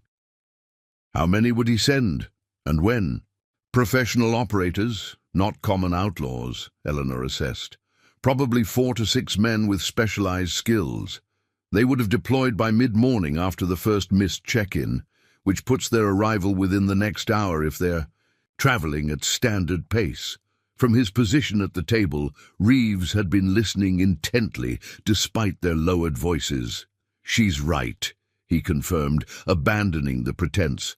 "Montgomery maintains a security team separate from our operation. Former Pinkertons and military men discharged for excessive force. They handle problems deemed too sensitive for regular channels. Eleanor met his gaze directly. Names and descriptions? Reeves hesitated only briefly before making his decision. William Harding leads them. Former Army Scout, expert tracker, Abel Forrest, ex-Pinkerton, specializes in quiet eliminations. Brothers Thomas and James Reed, sharpshooters from Burden's unit during the war. And Victor Sanchez, knife expert with experience in border conflicts. Eleanor nodded her appreciation for this critical intelligence. 5 operators with complementary skills, a formidable response team. More dangerous than any of us, Reeves added, nodding toward his fellow prisoners. They don't issue warnings or make demands. They simply eliminate problems with maximum efficiency. Collins turned to his deputies, who had been preparing the horses for transport. Change of plans. We're staying to secure the location. Harrison, post yourself at the north approach. Williams, cover the trail from the east. Maintain concealment and signal at first sight of riders. The deputies responded with immediate professionalism, retrieving their rifles and moving to their assigned positions without question. Young Wyatt, who had been helping secure the horses, looked uncertainly toward the sheriff. "What about me, sir?" Collins considered the young man thoughtfully. "You've demonstrated courage by bringing a warning to town. Now I need you to demonstrate discretion. Ride to Judge Carlton's office in Denver. Take the South Trail to avoid interception. Deliver this packet directly to him, no one else." The sheriff handed Wyatt the sealed document pouch Eleanor had prepared earlier. The young man accepted it with solemn understanding of its importance. "I won't fail you, sir, or you, Mrs. Blackwood." Eleanor approached Wyatt, making a minor adjustment to his saddle before meeting his gaze directly. "The southeastern trail passes through Maple Canyon. There's a natural spring 2 miles in where you should water your horse. Behind the large boulder beside the spring, you'll find a cache containing food, ammunition, and a second sealed packet. Add that to the documents you're carrying." Wyatt's eyes widened at this revelation of her extensive preparation. "You've planned for every possibility, haven't you?" "Planning reduces the role of chance in determining outcomes," Eleanor replied simply. "Now go, before the light fades further." As Wyatt galloped south, Eleanor returned her attention to securing the cabin for the approaching threat. She moved methodically through each room, checking firing angles, ammunition placements, and defensive positions. "Your contingencies are impressive," Collins observed, as he helped position extra ammunition at strategic points throughout the cabin. "Most people wouldn't have anticipated Montgomery sending a professional team to eliminate his own men. Understanding your opponent's patterns reveals their likely responses," Eleanor explained, adjusting a mirror to provide better coverage of the western approach. "Montgomery has eliminated his own operatives on at least 3 previous occasions, when operations were compromised. It's a predictable response from a man who values security over loyalty." From his seat at the table, Davies watched their preparations with growing concern. "These men won't approach carelessly like we did. They'll study the terrain, identify defensive weaknesses, and develop a coordinated assault plan before making any move." "I'm counting on their thoroughness," Eleanor confirmed. "Professional caution extends their observation time, which gives us additional preparation advantages." She turned to Reeves, whose military experience made him the most valuable tactical resource among the prisoners. "If you were leading Montgomery's response team, how would you approach this situation?" Reeves considered the question carefully, his strategic mind engaging with the hypothetical scenario. "I'd establish surveillance from the northern ridge first, studying patterns and movements. Then I'd position shooters on elevated positions to the east and west, creating crossfire zones covering all exits. The main assault would come from the south, using the tree line for cover until the final approach." Eleanor nodded, having already anticipated similar tactics. "And timing? Dusk?" Reeves replied without hesitation. The transitional light creates visual confusion for defenders while providing sufficient visibility for coordinated movement. Approximately 30 minutes from now. Collins checked his pocket watch, confirming Reeves's estimate. That gives us limited time to enhance our defensive posture. The primary defenses are already established, Eleanor assured him, moving to a concealed cabinet beneath the kitchen floorboards. From this hidden compartment, she retrieved additional specialized equipment, signal flares, tripwires, and small mechanical devices Collins didn't immediately recognize. Perimeter alarms, she explained, noting his curious expression. They'll alert us to movement in specific zones without revealing our awareness of the intrusion. She handed several of the devices to Collins. These need to be positioned along the southern tree line, spaced approximately 20 yards apart. They're designed to blend with the natural environment while detecting movement through vibration sensors. As Collins examined the sophisticated devices, his expression revealed new appreciation for Eleanor's level of preparation. These aren't standard military issues. James designed them, she explained, a brief softness entering her voice. He combined his knowledge of land surveying equipment with mechanical innovations he developed during the war. The prototypes proved effective against Confederate night operations in the Shenandoah campaign. While Collins departed to position the perimeter sensors, Eleanor turned her attention to the prisoners. The tactical situation had created an unusual dynamic. Their safety now depended on the successful defense of the cabin against Montgomery's elimination team. Your restraints create vulnerability in a combat situation, she observed clinically. A calculated risk balanced against the possibility of internal threat. Reeves met her gaze directly. In these circumstances, our interests align perfectly. Montgomery's team won't distinguish between you and us once they attack. We're all witnesses to be eliminated. Eleanor considered this assessment, weighing tactical pragmatism against security concerns. After a moment's calculation, she made her decision. Davies, you served as a sharpshooter in the 7th Virginia before joining Reeves' cavalry unit, she stated rather than asked. Davies' surprise at her knowledge was evident. How did you... The callus pattern on your trigger finger indicates long rifle training, Eleanor explained, and you instinctively assessed range and wind conditions when you first approached the cabin, habits developed through specialist training. She unlocked his restraints with a small key from her pocket. The northwest window provides coverage of the likely sniper position on the ridge. There's a Sharps rifle positioned there with appropriate ammunition. Your skills would be better utilized defending that approach than sitting bound at this table. Dusk settled over the forest surrounding Eleanor's cabin, casting long shadows that blurred the distinction between solid objects and their darkening silhouettes. Inside, a coordinated defense had taken shape with surprising efficiency. Davies manned the northwest window, the Sharps rifle positioned perfectly for his specialized skills. Sheriff Collins had returned from placing the perimeter sensors and now covered the southern approach. Eleanor maintained her mobile defense strategy, moving between positions to maximize coverage of all vulnerable points. Even Reeves had been conditionally released from his restraints, though Eleanor had assigned him to a position where Collins could monitor him while he covered the eastern window with a Spencer carbine. First signal trip, Eleanor announced quietly, noting the subtle indicator light that had illuminated on a small wooden box near the kitchen. Northern perimeter, approximately 80 yards out. They're being cautious, testing for defensive measures. Collins nodded, adjusting his position slightly to maintain coverage while reducing his own visibility.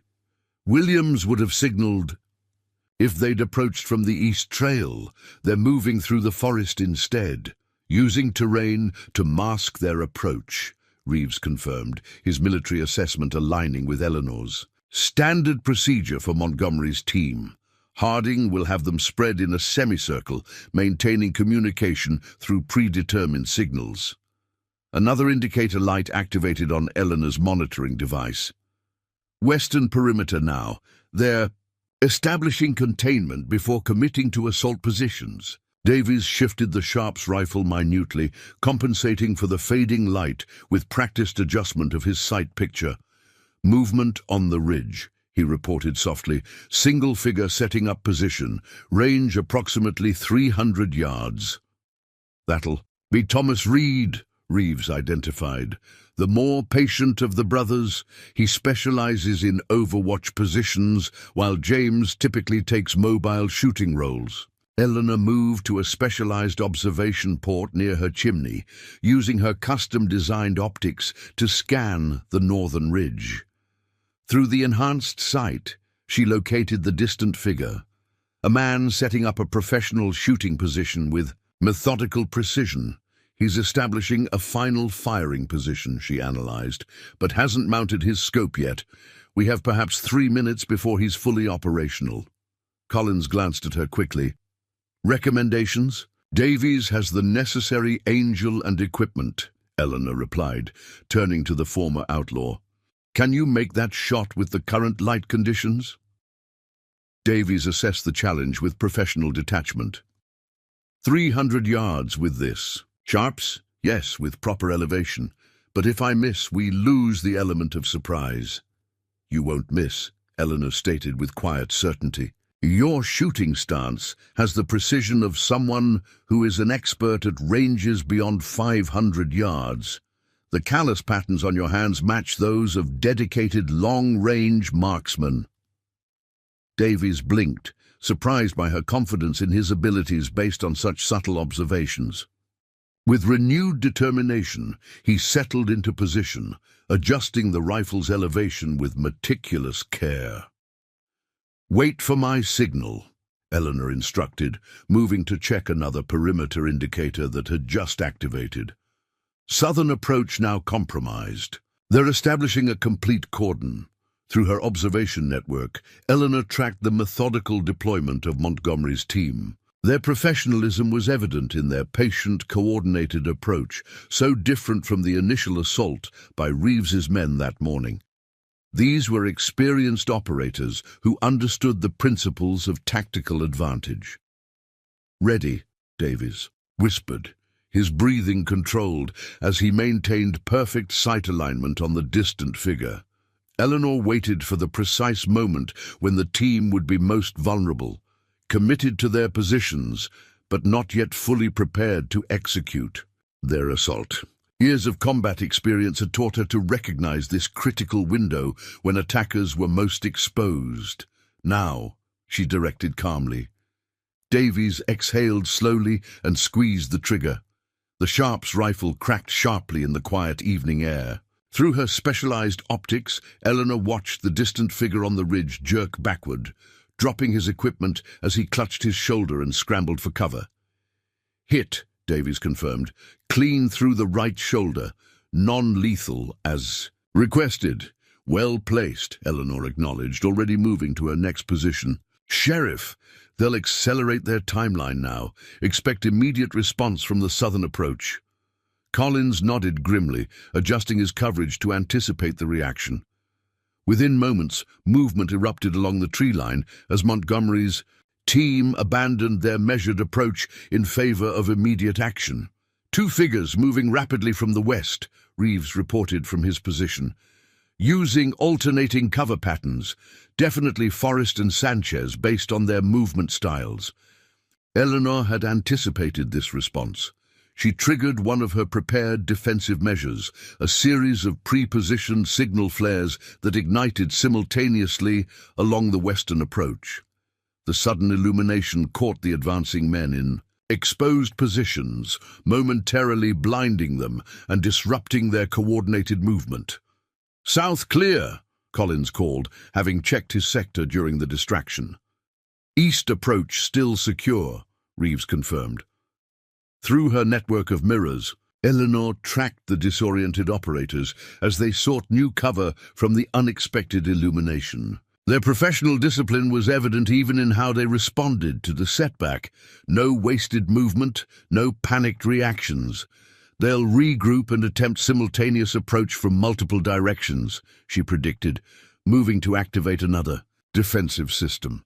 Standard response to unexpected resistance. From his position at the northwest window, Davies tracked movement with his reloaded sharps.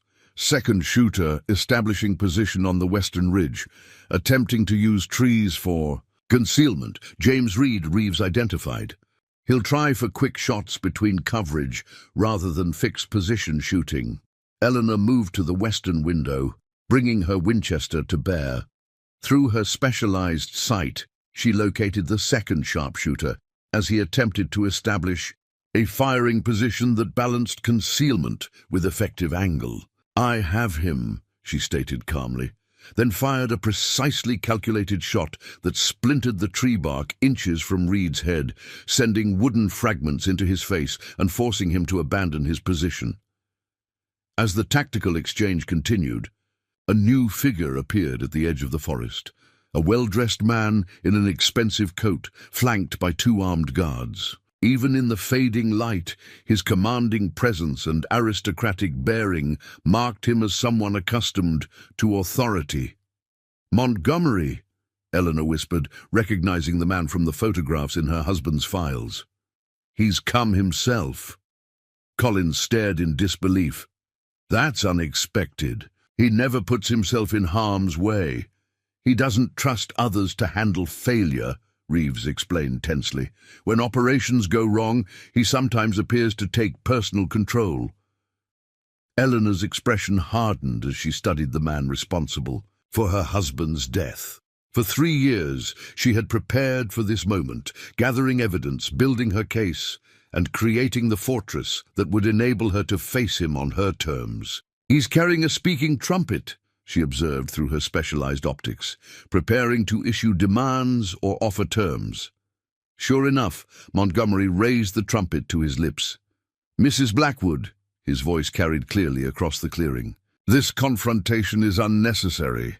I've come to offer you a generous settlement for your property, $50,000, far above market value."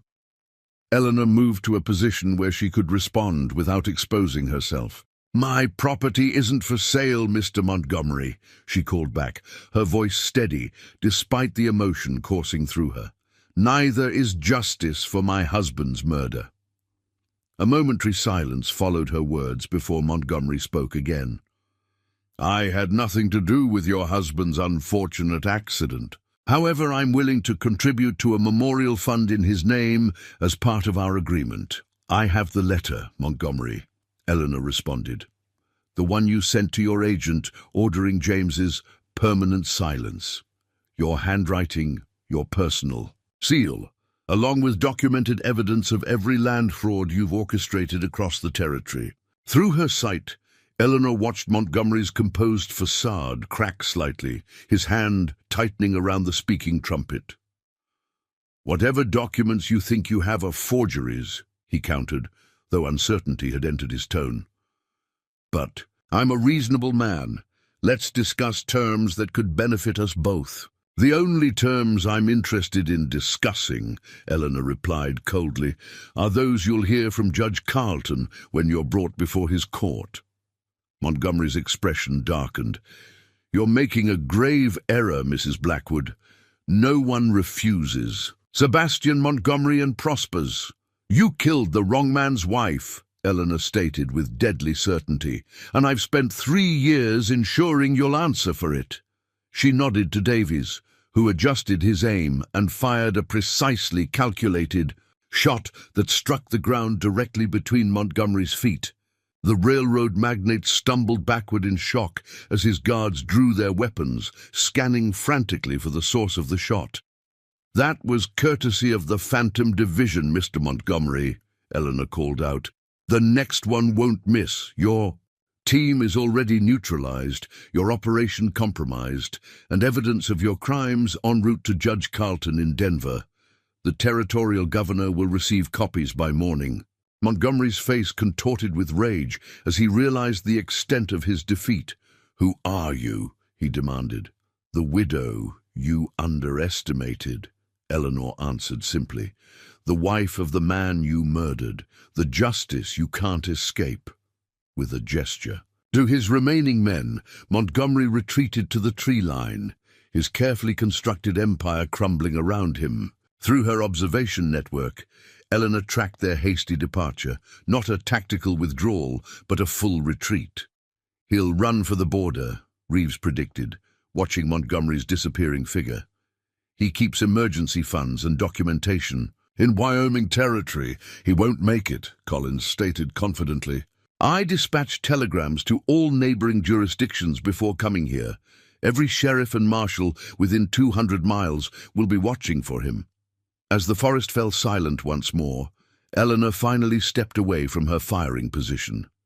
3 years of single-minded purpose, gathering evidence, preparing defenses, waiting for the perfect moment, had culminated in this day of reckoning. 2 weeks later, Eleanor stood in Judge Carlton's Denver courtroom as the verdict was read. Sebastian Montgomery, railroad magnate and land speculator, found guilty on all counts: fraud, corruption, and the murder of federal land agent James Blackwood. The evidence she had meticulously compiled, combined with testimony from Reeves and his men, had created an irrefutable case. As Montgomery was led away in chains, Judge Carlton approached Eleanor. "An extraordinary achievement, Mrs. Blackwood. Your husband would be proud. James believed in justice through evidence and law, not just guns," Eleanor replied quietly. "I tried to honor that belief." The territorial governor was impressed by your methodical approach, Carlton continued. "He's establishing a new investigative division within the marshal's office and needs someone with your unique skills to lead it."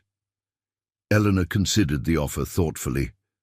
For 3 years, vengeance had been her sole purpose. Now, with that chapter closed, a new possibility presented itself, using her abilities to bring systematic justice to the frontier. The division would need proper resources, she noted. Trained investigators, laboratory equipment, documentation. "Systems," Carlton smiled, recognizing her implicit acceptance. "The governor anticipated your requirements. He's already approved the budget." 1 month later, Eleanor Blackwood stood in her cabin for the final time. The fortress that had served her so well was being transformed, not abandoned, but repurposed. The defensive modifications would remain, but the space would now serve as a training facility for the territory's first generation of scientific investigators. As she packed the last of James's photographs, a knock sounded at the door. Sheriff Collins stood on her porch, hat in hand. "The first recruits arrive tomorrow," he reported. 6 men and 2 women were selected from across the territory, all with aptitudes similar to what you specified. Eleanor nodded her approval. "Good. We'll start with evidence preservation techniques and scene documentation." Collins hesitated briefly.